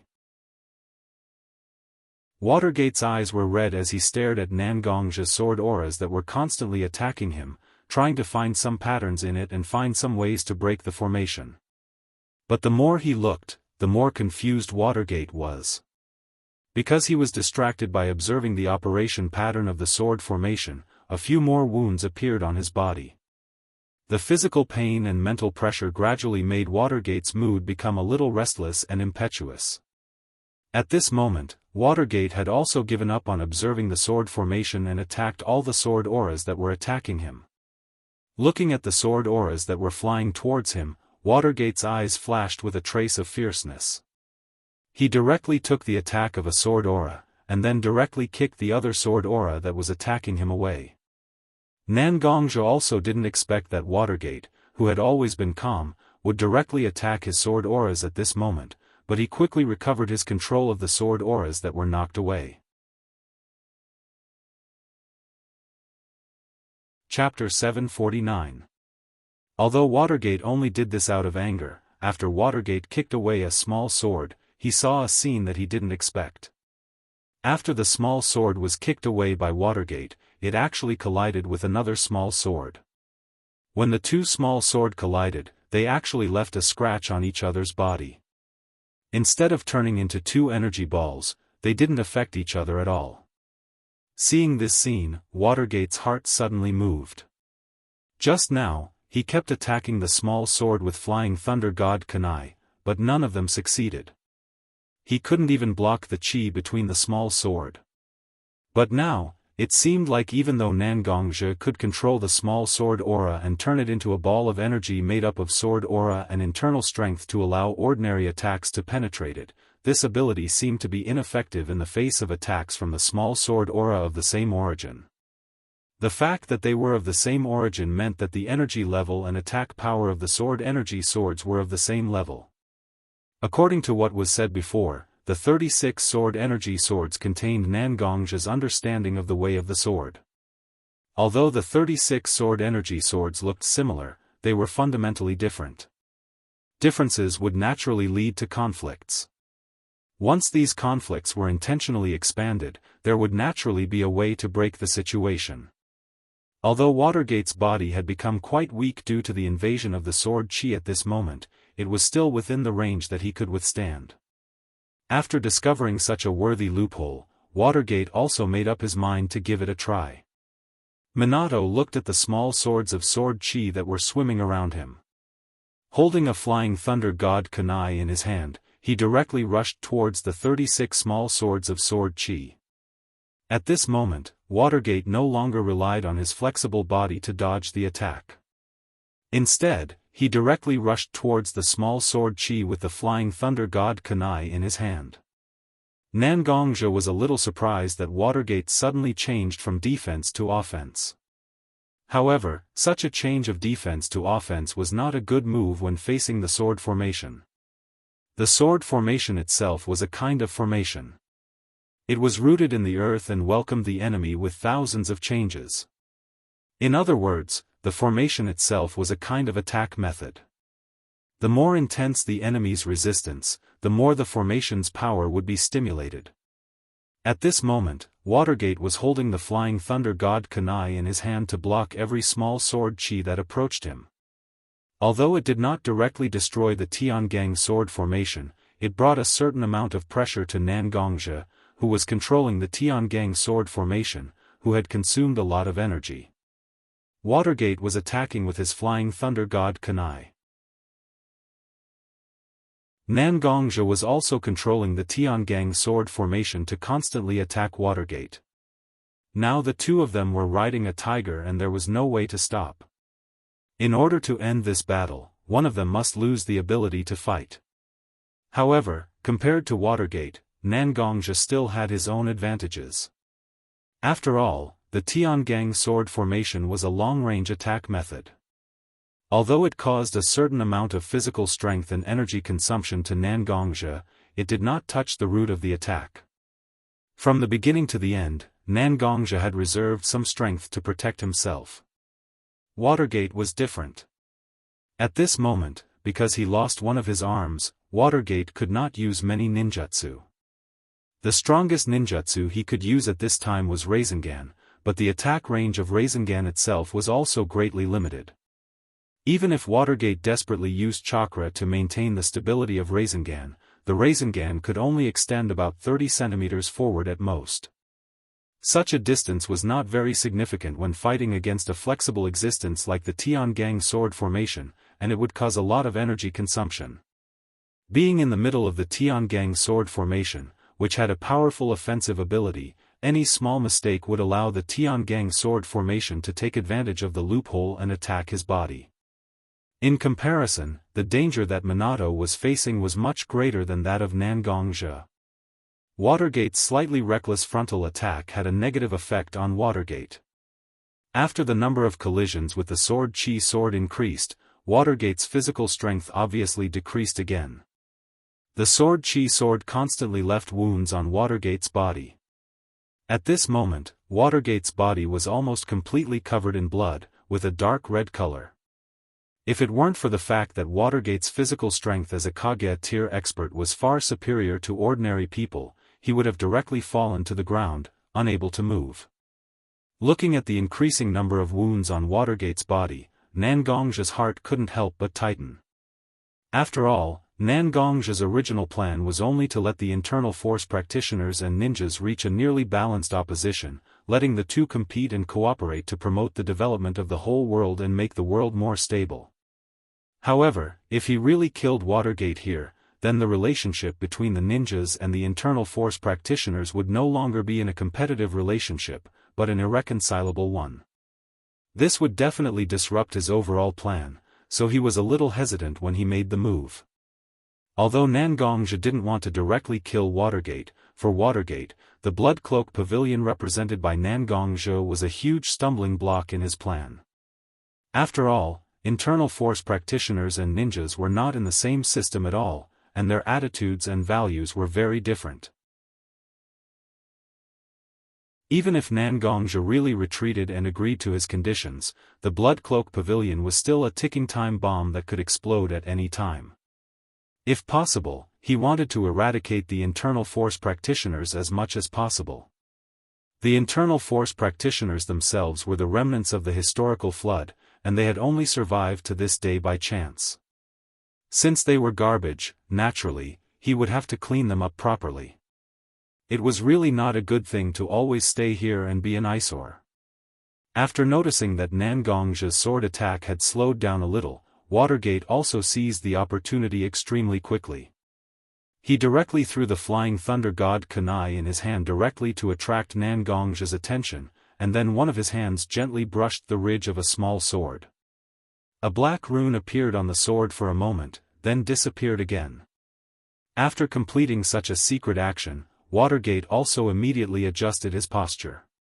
He stood in the middle of the Tiangang sword formation and looked at Nangongzhe, who was standing not far in front of him. His eyes looked at Nangongzhe as if he was facing death calmly.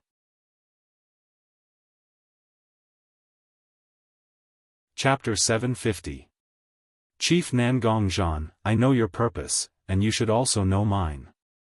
People who walk different paths cannot make plans together.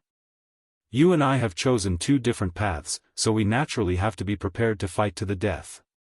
Now you are hesitating to attack me, but I won't relax just because I attack you. Since you want to fight, then fight with all your strength. Otherwise, won't you lose the title of Chief of the Blood Cloth Pavilion and Ninja World? Looking at Nangongzhan, Watergate said as if he was facing death. Before Nangongzhan became the Chief of the Blood Cloth Pavilion, he was a swordsman. For his own purpose, a little hesitation was forgivable for Nangongzhan, but as a swordsman, when fighting, his heart was full of intrigue, and it was dusty for his sword heart. Sometimes, ninjas and internal force cultivators were very flexible people, especially Nangongzhan, who had experience as a ninja. Although he didn't admire the unscrupulous methods used by ninjas to achieve their goals, he didn't reject it either. Nangongzhan himself also used a lot of slightly sinister moves when fighting with others. But even if the moves were sinister, Nangongzhan still had a clear conscience, because he was almost omnipotent in battle, and he didn't let down the long sword in his hand. But now, Nangongzhan's heart was full of his own plan. It was fine when no one mentioned it, but after Watergate directly opened it, Nangongzhan's mind was quite turbulent, and even his hand holding the Heaven's Disaster Sword was slightly trembling at this moment. The most fatal thing for a swordsman is that his sword heart is covered in dust. Once the sword heart is no longer bright, then no matter how strong his internal force is, how sharp his sword energy is, and how brilliant his sword moves are, the sword he used will be a sword without a soul. Such a sword is no harm to ordinary enemies, but when dealing with a strong person like Watergate, who stood at the peak of the ninja world, a sword without a soul is no different from waving a bamboo pole. Even Watergate himself didn't expect that his words would cause Nangongzhan's sword heart to be turbulent. At this moment, Nangongzhan's face was bright and dark, and the expression on his face was constantly changing, which looked very strange. Looking at Nangongzhan's strange performance, Watergate didn't stay in place, but directly rushed towards Nangongzhan and launched an attack on Nangongzhan. At this moment, because of the turbulent sword heart in his body, Nangongzhan couldn't keep his mind clear, and his body was almost acting according to instinct. After sensing Watergate's attack towards himself, Nangongzhan's body at this moment almost instinctively controlled the 36 sword energy swords to attack Watergate. Without Nangongzhan's fine control, although the 36 Heavenly Dipper sword formation was powerful, it was no longer flawless, and there were some big and small flaws. Looking at the large number of sword energy swords attacking him, he also constantly changed his body shape to judge the current attack pattern of the Heavenly Dipper sword formation. After a short observation, Watergate had already determined that the Heavenly Dipper sword formation was extremely rough and integrated into a whole without Nangongzhan's fine control, just like the sword energy dragon and sword energy torrent before attacking him. Because the Heavenly Dipper sword formation was made up of 36 sword energy swords, there was more or less a delay in the control of each sword.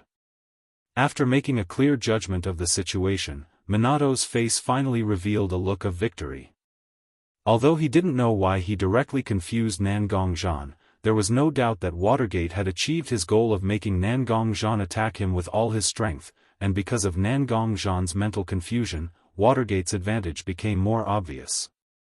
Flying Thunder God Jutsu. Watergate instantly displayed his unique skill, Flying Thunder God Jutsu. If Rasengan was a test field for Watergate to test his ninjutsu talent, then Flying Thunder God Jutsu was Watergate's real trump card. The ninja world had lasted for countless years, but there were only a few people who could successfully practice space ninjutsu. If Watergate had to choose a ninjutsu that he was good at, then Watergate would definitely choose Flying Thunder God Jutsu, which made his whereabouts unpredictable and created countless miracles compared to Rasengan. The sword energy swords that were touched by Watergate directly appeared with the Flying Thunder God mark engraved by Watergate, and Watergate's body instantly appeared beside the sword energy swords. Based on Nangongzha's judgment, the small swords controlled by Nangongzha instinctively used the enemy's aura to attack.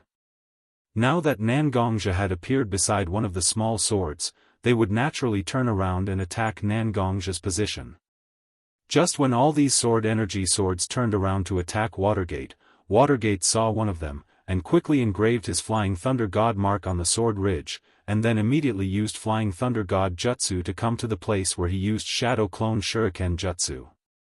At this moment, it was already too late for the small swords to change the direction of their attacks. The first small sword that had been engraved with the Flying Thunder God imprint by Watergate was directly torn to shreds by the many small swords with different characteristics. After seeing that the sword energy swords were directly destroyed instead of turning into a ball of energy to dodge the attack like before, Watergate finally confirmed that his attack method was effective. As a result, he repeated the same trick. Again and again, he would come to the side of the Flying Thunder God imprint. Then, he would grab a sword and inscribe the Flying Thunder God imprint on it. After that, he would use the Flying Thunder God imprint to come to his Flying Thunder God kunai and wait for the next action. Although there were 36 sword energy swords, under the constant self-attack, such a number was really not enough. Within a few minutes, the Tiangang sword formation that originally imprisoned Watergate with brilliant power was only left with 3 shaky sword energy swords floating in the air. Without the almost perfect cooperation and the traction of chi between each other, a few sword energy swords were really not enough to catch Watergate's attention. Watergate suddenly sped up, and directly came to the side of the 3 sword energy swords. Reaching out his hand, Watergate crushed the 3 sword energy swords. Chapter 751. In the end, the winner is still me, isn't it?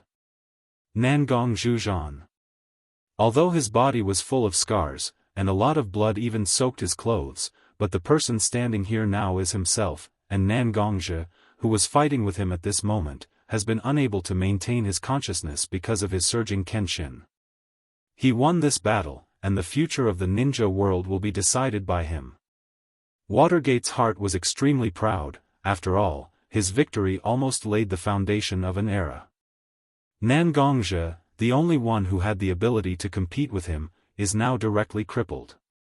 As long as he can go up and kill him, this shinobi world's blood cloak pavilion will only be a small character submerged in the torrent of history. And he, Minato, will become the founder of a new world. Even if it's 100 years, 1,000 years, or even 10,000 years later, as long as the shinobi world's heritage is not cut off, his achievements will be remembered forever. No one doesn't like fame and fortune, because as long as people have desire, they will definitely have something to ask for. Watergate usually seems to suppress all his selfishness, and all his actions are for the greater public interest, but to a certain extent, such behavior is not also integrated his selfishness into the public interest, and after the public interest is achieved, his selfishness will also be achieved. This way of achieving selfishness will never be criticized by people, and will even be admired by countless people because of the process of achieving the combination of public interest and selfishness. Why can the ninja allied forces be smoothly formed, One is naturally because of the external factors of Uchiha Obito's futile attempt to resurrect the Jubi and pull the entire ninja world into the virtual world, and the other is also because Watergate, who is in the enemy camp but is respected by countless people, took the lead and even voluntarily gave up part of the interests of Woodleaf Village to unify everyone. In the previous battle, it is not difficult to find that most of the subordinate teams of the Ninja Allied Forces are managed by Woodleaf ninjas, and almost all the orders issued by the Ninja Allied Forces headquarters are issued with the support of Watergate. It seems that the highest commander of the Ninja Allied Forces is the 4th Raikage, but Watergate has become a huge force standing behind the Ninja Allied Forces and controlling everyone. At this moment, the expression on Watergate's face is relatively calm, but in Watergate's eyes are filled with an extremely arrogant and sharp emotion. Taking out a flying thunder god kunai from his ninja tool bag, Watergate slowly walked in the direction of Nangongja. At this moment, the expression on Nangongja's face is still very uncertain, and it is constantly changing. Obviously, he has not yet escaped from the mental chaos. Watergate looked at the chaotic Nangongja, and his eyes flashed with a trace of fierceness, and he clamped the flying thunder god kunai in his hand on Nangongja's neck.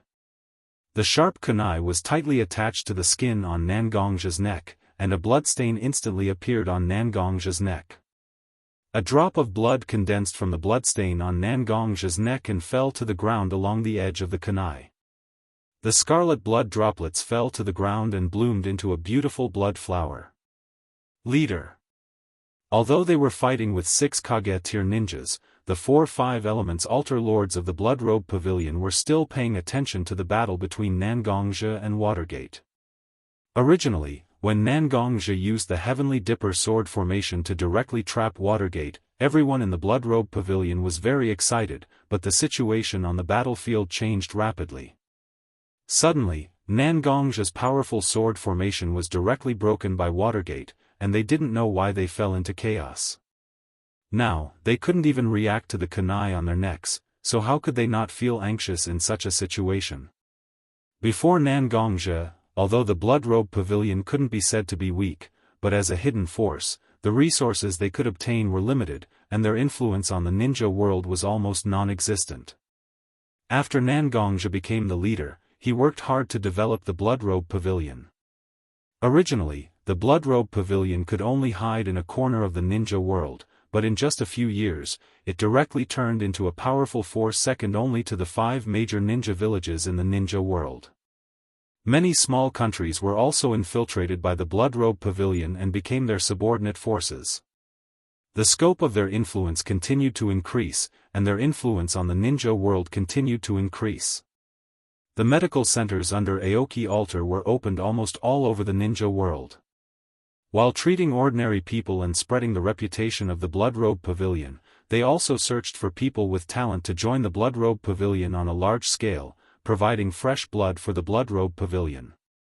The investigation organization of Azure Water Altar was also spread out in a large area, becoming the eyes and ears of the Blood Robe Pavilion.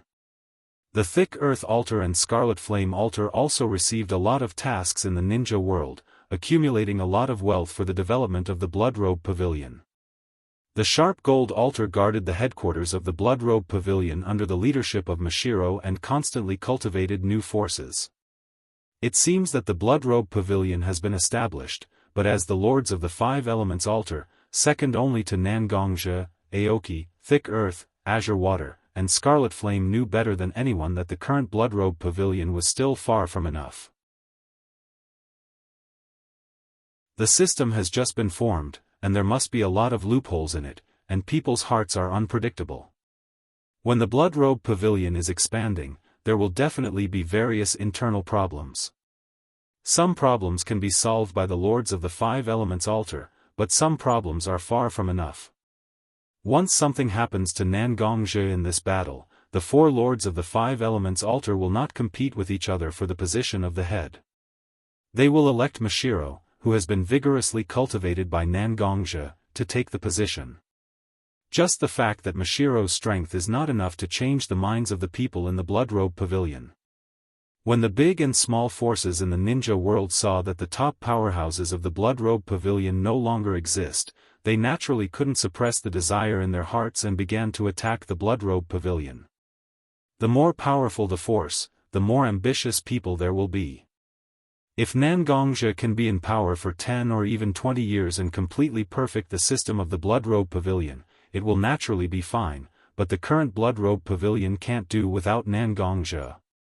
This battle can be lost directly, but Nangongzhe must not have any problems as the head of the Blood Robe Pavilion, otherwise, the Blood Robe Pavilion will have no way to survive and can only become a vassal of others.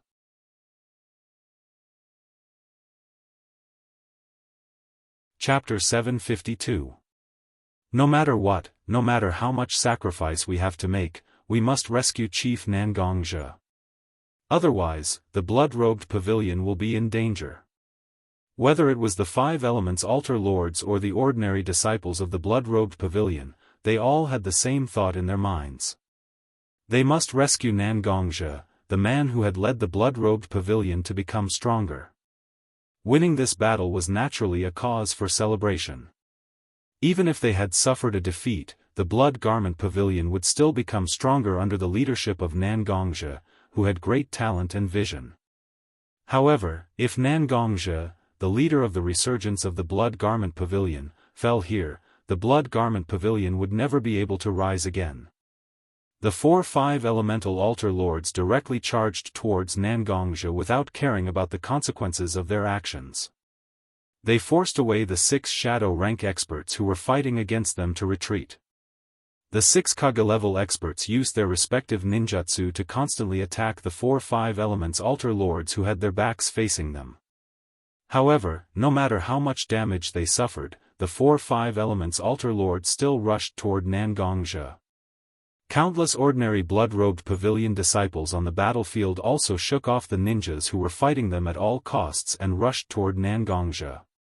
They knew that their strength might not be enough, but they could still help Nangongzhe block the attack of the 4th Hokage, Bo-Feng Watergate. The reason they rushed forward was not to fight anyone, but to help Nangongzhe block the attack, so that this person who brought hope to the blood-robed pavilion could continue to live and become the hope of the blood-robed pavilion. Looking at the blood-robed pavilion disciples rushing toward them, Bo-Feng Watergate's eyes involuntarily flashed with a hint of emotion. What kind of magic did Nangongzhe have that could make so many people in the blood-robed pavilion want to save him even at the cost of their own lives? If one day he was in a different situation, and someone put a knife on his neck, how many people in Konoha would rush to him regardless of life and death to fight for a chance of survival? To be honest, Watergate could only count them with one hand. After all, the Woodleaf village was not his private force. There were large and small families in the Woodleaf village, and there were also elders who competed for power. For these families and elders, he was just a force to protect the ninja village, but it was not a necessary force. Even if he died for any reason, there would be someone to replace him. He was not irreplaceable, so naturally, there would not be so many people who would risk their lives for him. Headmaster Nangong, you can go in peace. Even I am a little envious of the current you. Looking at Nangongzhe, who was held by the flying thunder god kunai on his neck, Watergate said with a bit of envy, but it was precisely because of this that Watergate was more determined to kill Nangongzhe. The blood-robed pavilion with Nangongzhe's existence was like a house with a main beam. No matter how the outside world blows, as long as the main beam is still there, the house will not collapse easily. With such an unknown and uncontrollable blood-robed pavilion in the ninja world, it was very unfavorable for Watergate's plan. Therefore, Watergate could only do his best to eliminate Nangongzhe, the pillar of the blood-robed pavilion, to pave the way for his plan. After Watergate made a decision in his heart, he did not hesitate at all. He directly used the flying thunder god kunai to leave a deep wound on Nangongzhe's neck. The wound was not very deep, but it directly cut the artery on Nangongzhe's neck. A lot of blood directly sprayed out from the wound on Nangongzhe's neck under the strong pressure of the heart. Watergate, who was very close to Nangongzhe, was also splashed by the blood spurting out from Nangongzhe's neck, but Watergate still didn't dodge and let the blood sprinkle on his body. It was not difficult to see from Watergate's eyes that he actually enjoyed the feeling of being splashed by Nangong's blood. Chair-Sama, how could, revenge for Chair-Sama. Revenge. After seeing Nangong's aorta directly cut open and a lot of blood spurting out, every blood-robed pavilion disciple's eyes seemed to be soaked in the blood that sprayed out from Nangong's body and became scarlet. For the ninja allied forces, they just destroyed their enemy. But for the blood-robed pavilion disciples, their hope was directly snuffed out by Watergate. At this moment, whether it was the Five Elements Altar Master or the ordinary blood-robed pavilion disciples, there was only one thought in their mind, and that was to directly kill Watergate here. Since this person directly wiped out their last hope, then they didn't need to be stingy with their lives. As long as they directly killed this person in this place, it could be regarded as letting Nangong rest in peace. Hatred did not make the blood-robed pavilion disciples crazy, but it made them more rational. Many blood-robed pavilion disciples consciously formed a nearly double concentric circle with Watergate as the center. The disciples who were good at defense were in the periphery to block the invasion of the ordinary ninjas and the 6 Kage-level experts, while the inner disciples who were good at attacking cooperated with the Five Elements Altar Master to constantly attack Watergate's position. Watergate's body and spirit were extremely exhausted because of the battle with Nangongja, so he didn't dare to easily use the Flying Thunder God Jutsu to leave the encirclement of the blood-robed pavilion disciples. He could only passively defend against the attacks from the blood-robed pavilion disciples and wait for the help of the other members of the ninja allied forces. Nangong's body was rescued by one of the 4 Five Elements Altar Masters, Aoki Altar Master, who was good at medical skills. He constantly checked Nangong's body to see if there was any possibility of saving him. Aoki Altar Master constantly transferred his internal strength into Nangong's body. The internal strength in Nangong's body was different from that of the Five Elements Altar Master. It didn't have any attribute aura, but it was neutral and peaceful. Therefore, when Aoki Altar Master's internal strength poured into Nangong's body, it was constantly growing stronger. The moment Nangongja was injured, the dense internal energy in his body had already gathered around the wound and was constantly healing it. However, the healing ability of internal energy was only an instinctive action. In order to truly heal such a serious injury, Nangongja's consciousness had to be awakened and cooperate with it. Chapter 753. After checking that Nangongja's body still had a glimmer of vitality, as long as he could activate Nangongja's consciousness, he would be able to make Nangongja cooperate with him to heal his injuries. Aoki also immediately used the secret sound transmission method to inform Hotu, who was in charge of the defensive formation, and Akame and Bishui, who were in charge of the offensive formation. Hearing that Nangongja, who had led the Blood Cloth Pavilion to become stronger step by step, at this moment, there was a glimmer of joy in their eyes. However, they did not immediately announce this news to the public. After all, once the ninjas of the ninja allied forces found out that Nangongja was still alive, they would definitely attack with all their strength. Although the people of the Blood Cloth Pavilion were not afraid of fighting the ninja allied forces head-on, in order to buy enough time for Aoki to treat Nangongja, such news must be kept secret. Moreover, after seeing that Nangongja was seriously injured and seemed to have lost his life, the disciples of the Blood Cloth Pavilion also began to fight the ninjas of the ninja allied forces with the will to die. As the saying goes, an army filled with grief is bound to win. The current disciples of the Blood Cloak Pavilion were undoubtedly such a group of soldiers. The future hope of their branch was abruptly cut off by the ninjas of the ninja allied forces. Now, the disciples of the Blood Cloak Pavilion were like crazy beasts, wanting to kill all the ninjas of the ninja allied forces. Eating their flesh and drinking their blood could not relieve the hatred in their hearts. With the power of such willpower, the Blood Cloth Pavilion was able to buy more time under the siege of the ninja allied forces, so that the head of the Blood Cloth Pavilion, Nangongja, who had brought glory to the Blood Cloth Pavilion, could be revived. As long as they could save Nangongzhe, even if all the disciples of the Blood Cloth Pavilion present died, it was not a bad deal for them. Although the Blood Garment Pavilion did not spread the news that Nangongzhe could still be saved, in order to buy more time, the altar masters of the Thick Earth, Crimson Flame, and Clear Water Altar, who were in charge of the formation, could not help but slow down the speed of the formation. As a result, the offensive power of the formation decreased and its defensive power increased. However, all the members of the ninja allied forces were in the middle of the battle. Facing the harder defensive formation, the ninjas of the ninja allied forces were in a frenzy at the moment. They just wanted to break the hard turtle shell and rescue the fourth Hokage, Namikaze Minato, who was trapped inside. And Watergate, who was in the center of the attack formation, although the pressure on his body had obviously weakened, Watergate's body was almost in a state of limit because of the continuous fighting.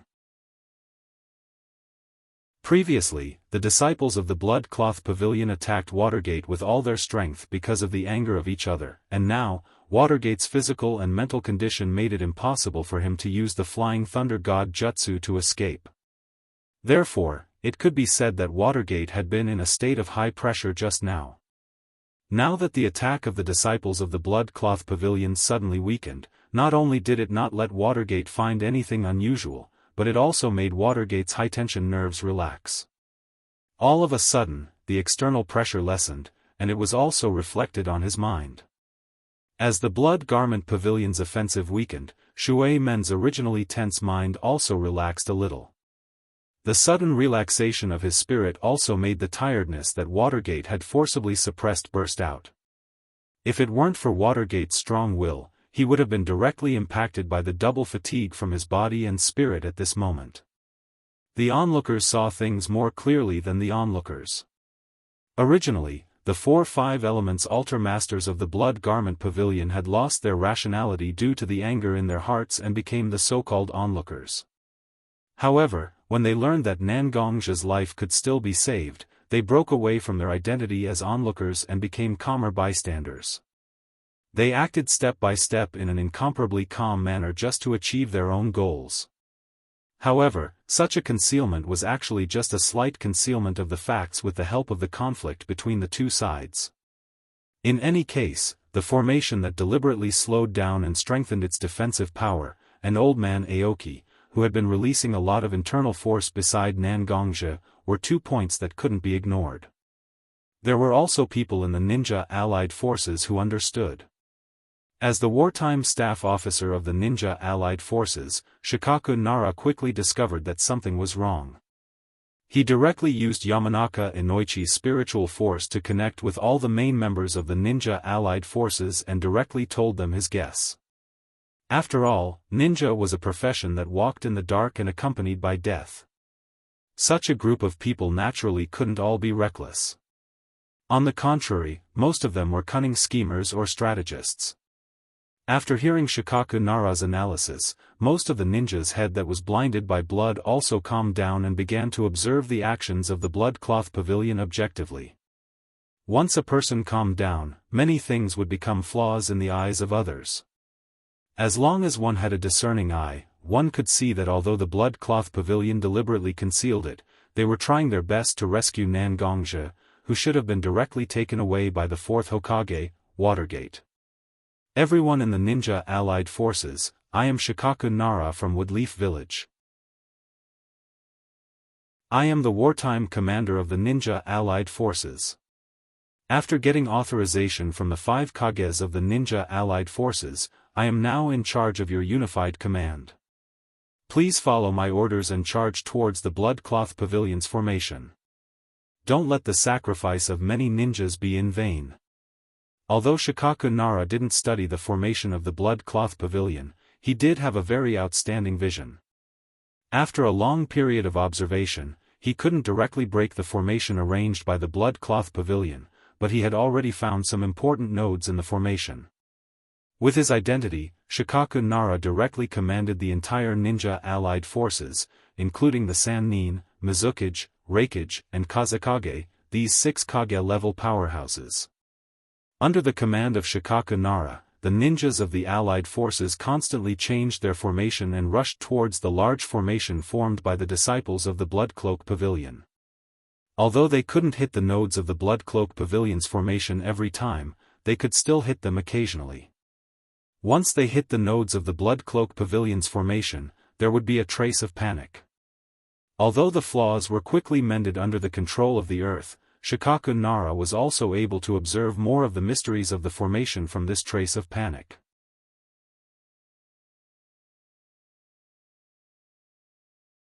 Chapter 754. How high is Shikaku Nara's IQ? Even in the entire ninja world, only a few people can compare to him. Although Ho-Tu had an extremely high understanding of this array formation that combined both attack and defense, he was still restricted by the array formation itself. No matter how powerful a formation was, it had its own innate flaws. Although Ho-Tu had a steady personality, he was also a little inflexible. Although he could control the formation, he didn't have the temperament and ability to make up for the formation's flaws. And Shikaku Nara himself is one of the top sages of this world. Although he can't say that he can see the whole leopard with a single glance, but when he commanded the ninjas of the ninja allied forces to constantly attack the formation, Shikaku Nara almost grasped the changes of the formation. First team, move 400 meters to the southeast direction, everyone start preparing a large-scale attack ninjutsu, be ready to attack at any time under my command. Under the command of Shikaku Nara, a small team was automatically selected from the large number of ninjas in the allied ninjas army and moved directly in the direction specified by Shikaku Nara. Second team, third team, assemble in the southeast and southwest directions of the formation, and be ready to attack the formation of the Blood Cloak Pavilion at any time. The rest of the ninjas are on standby, be ready to listen to orders at any time. Shikaku Nara gave the order, and two more teams were directly formed and moved to the position he specified. Seeing that his layout has been basically completed, Shikaku Nara also cast his eyes on the constantly changing formation of the Blood Cloak Pavilion. The formation was constantly changing, and Shikaku Nara was constantly deducing the trend of the formation in his mind. Suddenly, the most suitable time to break the formation appeared. Second team, third team, listen to orders, use melee weapons to attack the formation of the Blood Cloak Pavilion. Seeing the ninjas of the allied ninjas army suddenly charging, Ho-Tu's heart trembled slightly. Others may not know, but as the person in charge of the defensive formation, Ho-Tu naturally knows that the formation is in a dangerous moment where the previous formation is automatically changing to the next one. And the allied ninjas army was able to directly attack the defensive formation at the right time. It seems that they have found the flaw in the formation. Although Ho-Tu doesn't have the ability and heart to make up for the flaws in the formation, his understanding of the formation has reached a peak. Since the formation has no defensive ability, Ho-Tu will naturally transfer his strength from other positions to defend the weak points of the formation. He took the bait. Looking at the changes in the formation of the Blood Cloak Pavilion, Shikaku Nara also understood the purpose of Ho-Tu's actions at this moment. And Shikaku Nara was waiting for such an opportunity. This is the key to break the formation of the formation. First team, everyone start to launch ninjutsu towards your right front, fully cover the area. The order was immediately transmitted to the minds of the ninjas of the allied ninjas under the blessing of Yamanaka Inoichi's mysterious spiritual secret jutsu. After hearing Shikaku Nara's order, the first team, who had been preparing for a long time, immediately began to launch ninjutsu. Flames rushed left and right in the air, the earth was constantly undulating and trembling, the air condensed into sharp blades, water rushed everywhere, and thunder and lightning spread everywhere. The ninjutsu of 5 attributes were directly displayed by many ninjas, and the 5 attributes of ninjutsu didn't hinder each other, and they even cooperated with each other to increase the power of ninjutsu. Powerful attacks directly rushed towards the formation of the Blood Cloak Pavilion. In the face of a large-scale ninjutsu attack, the disciples of the Blood Cloak Pavilion couldn't move freely because of the limited attack range and the restriction of the formation, so there were a large number of casualties. More importantly, the forces that Ho-Tu transferred to surround the node were intercepted by the allied ninjas' ninjutsu attack. Through observing the changes in the formation, Shikaku Nara gradually figured out what kind of character Ho-Tu, as the leader of the defense formation, has. He was steady, but he wasn't flexible enough to understand the pros and cons of the situation. When he launched an attack on the node in the defense formation, in order to prevent himself from destroying the entire formation, Ho-Tu, as the leader of the formation, will naturally transfer a certain amount of power to protect this node. In order to prevent himself from using this power to attack other parts of the formation, Ho-Tu will definitely transfer a lot of power to the passage that doesn't affect other parts of the formation. According to Kuroto's observation, the closest path that doesn't affect other parts of the army is actually the one he sent at the beginning. Once he uses ninjutsu to block this path on a large scale, he will naturally be able to intercept all the forces transferred by the Emperor of Thick Earth. Ho-Tu himself has a calm temperament. When judging the actions of others, he naturally doesn't make wild guesses, but directly judges the actions of others with his own formal logic. If Ho-Tu is Shikaku Nara, after attacking the node, he will definitely look for a weaker-looking part of the formation to attack, so that he can cause the greatest effect with the least loss. Therefore, Ho-Tu also gathered a part of his power at the weakest part of the formation at this moment. As long as Shikaku Nara comes to attack this weak part, it will directly break, forming a formation that is similar to a cloth bag, encircling the attacking ninjas of the allied forces and annihilating them. But as an excellent chess player, Shikaku Nara has long been accustomed to figuring out the thoughts of the opponent and setting his own trap one step or two or even dozens of steps in advance. Although Shikaku Nara's personal strength isn't the strongest in the Woodleaf village, there are very few people who can surpass him in intelligence. What Ho-Tu can think of, Shikaku Nara can naturally think of, and what Ho-Tu can't think of, Shikaku Nara can still think of. So now, the last force left by Shikaku Nara is not to attack the so-called weak point in the formation, but to directly attack the node that he originally attacked. The art of war, the way of deception. What is false is true, what is true is false. Attack when the enemy is unprepared, catch them off guard. The combination of false and true, the combination of deception and righteousness, the combination of the two can win the battle, and win the war. Shikaku Nara looked at the changes in the battlefield, his eyes were full of wisdom. At this moment, Shikaku Nara is no longer a ninja, but a master of the art of war.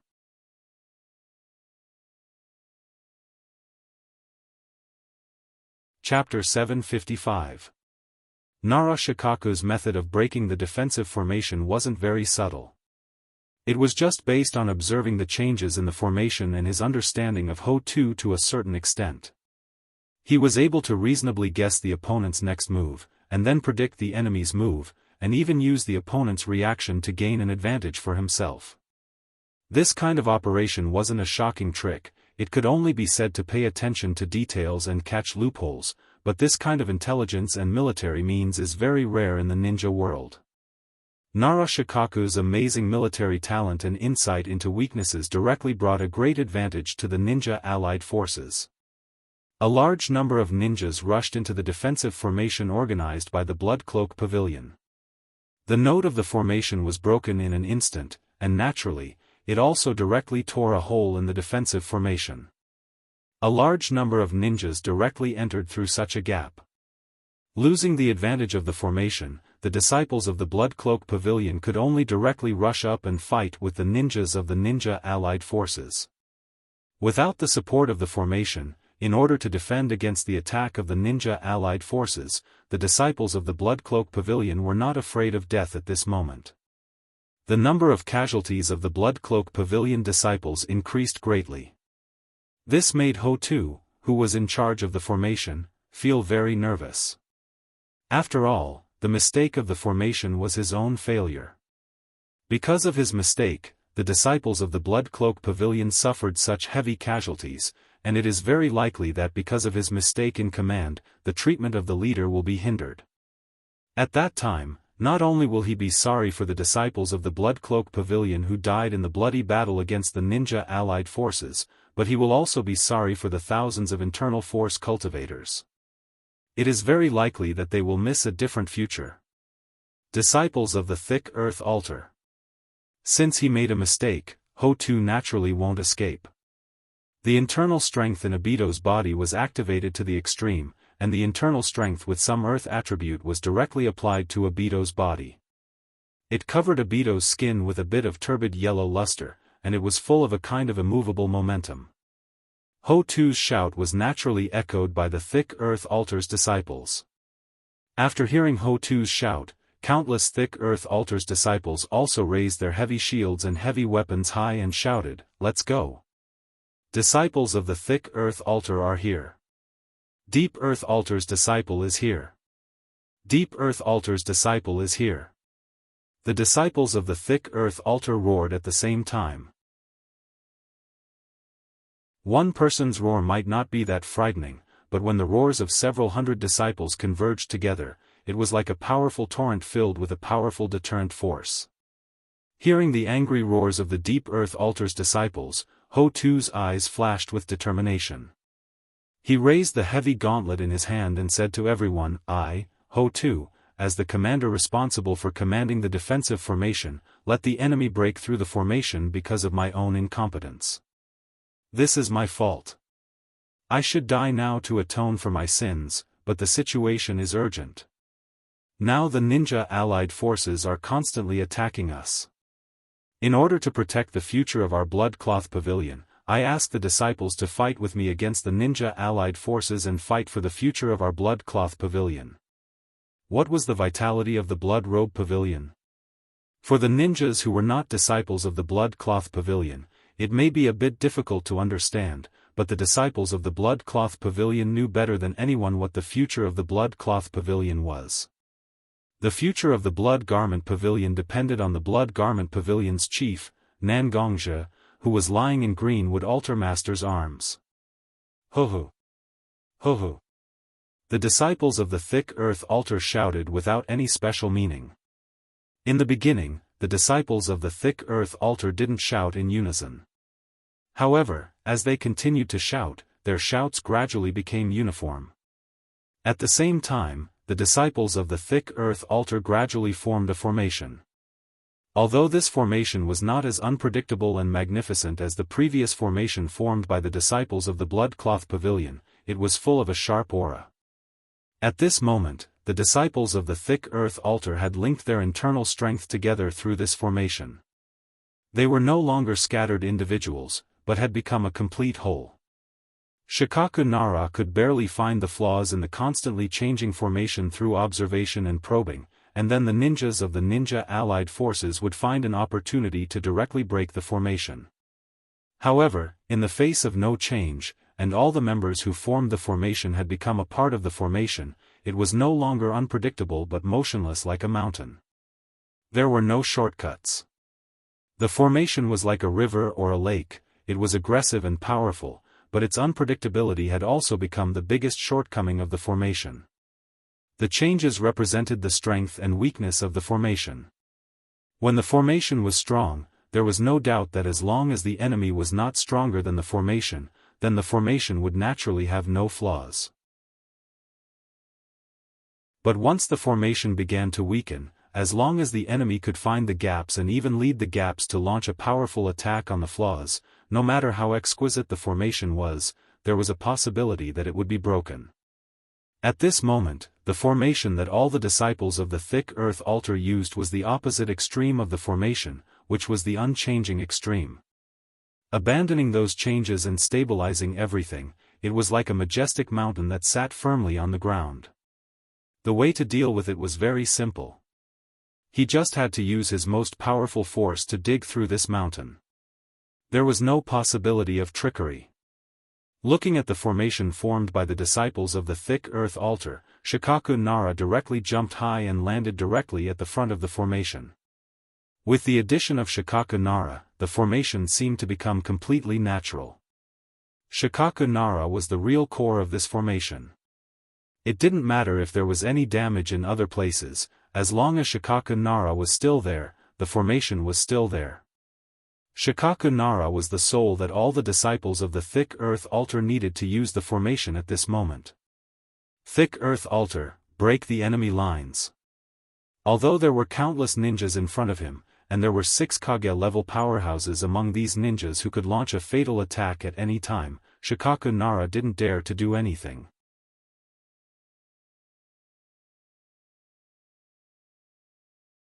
Chapter 756. Although Ho-Tu's strength has improved over the years, he was only comparable to a Kage-level powerhouse. When his defense was pushed to the extreme, he might be able to resist the attack of 2 Kage-level powerhouses. But now Bai Shui and Akame are constantly besieging Namikaze Minato in the center of the formation. Old Man Aoki is also using his own internal strength to keep Namikaze Minato alive. There is no one who can help Old Man Aoki face the 6 Kage-level experts of the Ninja Alliance. In other words, to a certain extent, at this moment, Thick Earth was actually leading hundreds of disciples of the Thick Earth Altar to try to delay the attack of the Allied forces with their own lives, so as to buy enough time for the battle between Bai Shui and Namikaze Minato, and for Old Man Aoki to save Nangongja. Everyone with the Thick Earth Altar directly rushed into the camp of the Ninja Allied forces like a sharp and heavy awl. For a while, they were in the limelight, and it was difficult for them to resist. In the center of the battlefield, although Bai Shui and Akame were attacking Watergate with many ninjas of Blood Cloak Pavilion, they also noticed what was happening outside the formation at this moment. Although it looked like Thick Earth was leading the Thick Earth Altar's disciples to charge left and right in the enemy's camp, Bai Shui and Qi Yan had some understanding of this formation. Ho-Tu breaking formation was a formation that connected all the disciples of Ho-Tu Altar, allowing the disciples of Ho-Tu Altar to gather their internal energy and exert an extremely powerful force. But in fact, this formation was more focused on defense than offense. Now, in order to attract the attention of the Ninja Allied forces, Ho-Tu turned a defensive formation into an offensive formation. Hundreds of disciples of Ho-Tu Altar and Ho-Tu himself directly condensed together from a thick shield into a sharp knife. A knife was a lethal weapon. If it was used well, it would naturally be invincible, but if it wasn't used well, it would also have the possibility of hurting others and oneself. Because of their own cultivation method, the disciples of Ho-Tu Altar didn't have the advantage in attack. At this moment, they were constantly overdrawing their physical strength and internal energy. Even if this battle could really be stopped, the disciples of Ho-Tu Altar who participated in the formation would more or less have internal injuries. It was very likely that most of them wouldn't be able to make any progress in their lives. After understanding the danger of the battlefield, Akame and Bai Shui looked at each other, and after confirming each other's thoughts, they directly took out their great sword and long whip and rushed out from the core of the formation. Seeing Akame and Bai Shui coming out, the center of the formation also began to change. The ring-shaped formation actually expanded a little. Then, a large number of disciples from the Jade Water Altar and the Blood-Robed Pavilion stepped out from the center of the formation and followed behind Jade Water and Qi Yan, forming a rhombus-shaped formation. Although it wasn't very similar to the Thick Earth formation that Thick Earth and the Thick Earth Altar's disciples used outside the formation, it still connected the Qi and internal Qi of the Green Water Altar and Scarlet Flame Altar's disciples and their altar masters. Water and Fire Duality Battle Formation. Bai Shui and Qi Yan called out the name of the battle formation formed by the disciples of Bai Shui Altar and Qi Yan Altar at the same time. Water and fire were two conflicting attributes. Not only could water restrain fire, but when fire burned to a certain extent, it could also restrain water. This kind of mutual restraint naturally allowed the fusion of water and fire to display an extremely powerful might. At this moment, the water and fire duality battle formation formed by the disciples of Bisui Altar and Scarlet Flame Altar used the mutual restraint of water and fire to the extreme. At this moment, Bai Shui and Akame Flame were the tip of the diamond-shaped formation closest to Bo Feng Watergate. The two of them mobilized the powerful internal strength of the disciples of Bisui Altar and Scarlet Flame Altar behind them, constantly attacking Bo Feng Watergate. The internal strength of water and fire was transmitted into Bo-Fong Watergate's body through the collision of weapons. Almost in the blink of an eye, Bo-Fong Watergate's body was in a strange state of half-scorching hot and half-cold. The two forces of water and fire were constantly attacking Watergate's body, making Bo-Fong Watergate's body the battlefield of the two forces of nature.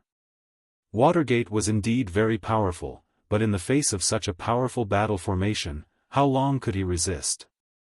At this moment, Namikaze Minato's consciousness had already become somewhat blurry under the combined attacks of Scarlet Flame and Bai Shui. His entire person no longer had his usual refined and gentle demeanor. Instead, he was like a madman, constantly relying on his almost instinctive battle consciousness to fight against Bai Shui and Scarlet Flame. Looking at Namikaze Minato, who was covered in blood and ragged clothes, at this moment, he was in a state of madness, constantly fighting with him. He wasn't afraid of death, nor was he afraid of getting injured. Originally, he was planning to capture Namikaze Minato and use him to threaten the ninja allied forces to temporarily stop fighting and buy time for old man Aoki to wake up the head of the Nangong family. Because Bo-Fong Watergate could only display his value when he was alive. Once Bo-Fong Watergate died, it would only stimulate the fighting spirit of the ninja allied forces, making the situation of the Blood Cloth Pavilion more difficult. Originally, as the representatives of the two warring forces, Nangongja and Bo-Fong Watergate could be said to be the key to the victory or defeat of the ninja allied forces, but now, because of various coincidences, Bo-Fong Watergate and Nangongja's lives were also directly on the line. They could directly lose their lives at any time. It could be said that it was quite a bit of fate. Once Aoki could awaken Nangongja's consciousness and let Nangongja rely on Aoki's Shinchi to directly heal his injuries, there was a chance for Nangongja to directly lead the Blood Cloth Pavilion to defeat the ninja allied forces. At that time, as the victor, the Blood Cloth Pavilion could directly kill off the ninja allied forces, and make internal force cultivation the mainstream existence of this era. And once the ninja allied forces could break through the blockade of the Blood Cloth Pavilion and rescue Bo-Fong Watergate, they would lose the restriction on their own strength. The 6 Kage-level powerhouses could directly use their most powerful means to directly kill all the internal force cultivators in the ninja allied forces. Without such a group of powerful internal force cultivators, how could the Blood Cloth Pavilion exist in this world?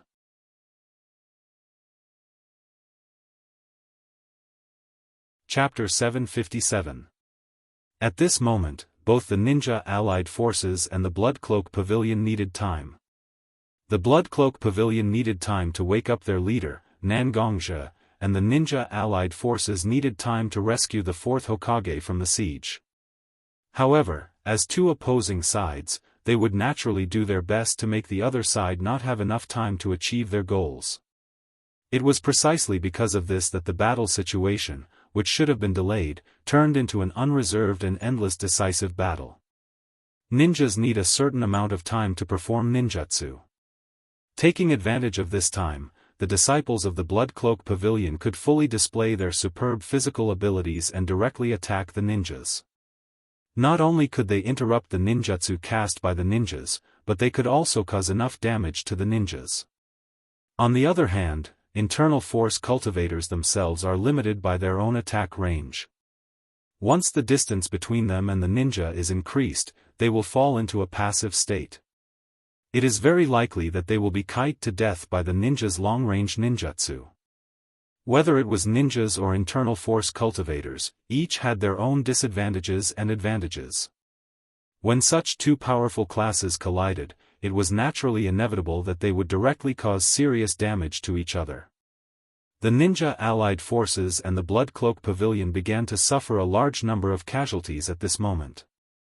In a canyon near the battlefield in the Land of Lightning, two figures were confronting each other at this moment. One of them had short blonde hair, the other had medium-length black hair, one had a face full of emotions, and the other looked quite cold. The two of them looked at each other at this moment. There was no burning light in their eyes as if they were mortal enemies. Instead, there was a bit of persistence in their eyes, persistence in their ideals, persistence in their beliefs, and persistence in their ninja path. Sasuke, do you really want to stick to such a path that is almost like an evil spirit? Looking at Uchiha Sasuke with medium-length black hair standing opposite him, Uzumaki Naruto's eyes were full of complex emotions. In fact, Naruto admired Sasuke's courage to embark on such a path of turning himself into an evil spirit and then bringing change to the ninja world. However, even just thinking about such a path was enough to understand the hardships and difficulties in it. As a close friend of Uchiha Sasuke, Naruto really didn't want his friend to embark on such a path. Taking a deep look at Uzumaki Naruto, who still didn't give up persuading him, Uchiha Sasuke's heart was actually a bit emotional. After all, the reason why Naruto fought with him at this moment was not only because he disagreed with his plan, but also because he was worried about him.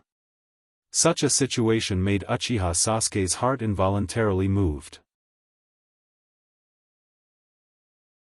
However, Uchiha Sasuke himself was very bad at expressing his feelings. When he saw that Naruto was so concerned about him, even if Sasuke tried his best, he couldn't say any words of thanks. He could only look at Naruto with his slightly frosty face and said to Naruto, "Naruto, no matter what, this is my own choice. Since you don't agree with it for so long, don't just persuade me with your mouth. We are all warriors. Since we are warriors, we naturally have to use the warrior's way to prove that we are right. If you want me to give up my choice, use your fist to persuade me," Sasuke said. He also threw the silver broken sword in his hand directly into the ground. Chakra surged all over his body. Apparently, he had gathered all the remaining power in his body together to prepare for the final battle with Naruto. Seeing that Sasuke had started to move, Naruto naturally wouldn't be afraid of fighting. He took a step forward, and an extremely powerful momentum appeared all over his body. The two kept brewing the power in their bodies, waiting to reach the peak of each other's battle power, and then they would have a real battle. Sasuke. Naruto. Looking at the only figure standing opposite them, Naruto and Sasuke shouted each other's names loudly, and the accumulated power in their bodies burst out instantly at this moment. Naruto's body was wrapped in scarlet bijou chakra, while Sasuke's body surface was blooming with dazzling thunder. The two figures, one red and one blue, directly collided with each other. Powerful abilities attached to Naruto and Sasuke's body surface, constantly impacting each other in the battle between Naruto and Sasuke. Naruto and Sasuke had inherited the power of 6 paths of yin and yang from 6 paths and nin. At this moment, although the power of 6 paths of yin and yang left their bodies because of the seal of Otsutsuki Kagaya, the power of 6 paths of yin and yang stayed in the bodies of Naruto and Sasuke for a period of time. The physiques of the two also changed into two peculiar physiques of yin and yang. The bijou chakra emitted from Naruto's body and the Raiton chakra released from Sasuke's body had each other's physique attributes at this moment. The two energies still impacted each other, but they began to merge with each other, forming a strange balance. Although Naruto and Sasuke were constantly fighting at this moment, their consciousness slowly left their bodies at this moment and came to an inexplicable space. Naruto and Sasuke were very familiar with this space. It was the space where 6 paths and nin appeared at the beginning of the battle, but at this moment, there was no trace of 6 paths and nin in this space. The pure white space when they met 6 paths and nin turned into a chaotic space of black and white intertwined. "Aren't we fighting?" Looking at Naruto, who was standing beside him, Sasuke couldn't help but ask, "What's the matter?" However, Sasuke's question was not answered. Naruto just stared at the ground in front of him at this moment. There was even some pain in his eyes, which made Sasuke quite puzzled. Walking towards Naruto's side, Sasuke subconsciously put his hand on Naruto's shoulder. It seemed that he wanted to wake up Naruto and pull Naruto back from his inexplicable daze. But when Sasuke's hand touched Naruto's body, a strong and familiar will directly invaded Sasuke's body. This will had no malice, and naturally, it didn't cause the instinctive defense of 6 Tomo Rinnegan and directly invaded Sasuke's body. you're tuning in to the Xiaofan's Wuxia Tales YouTube channel. Don't forget to subscribe and join us on this journey to catch the most captivating stories.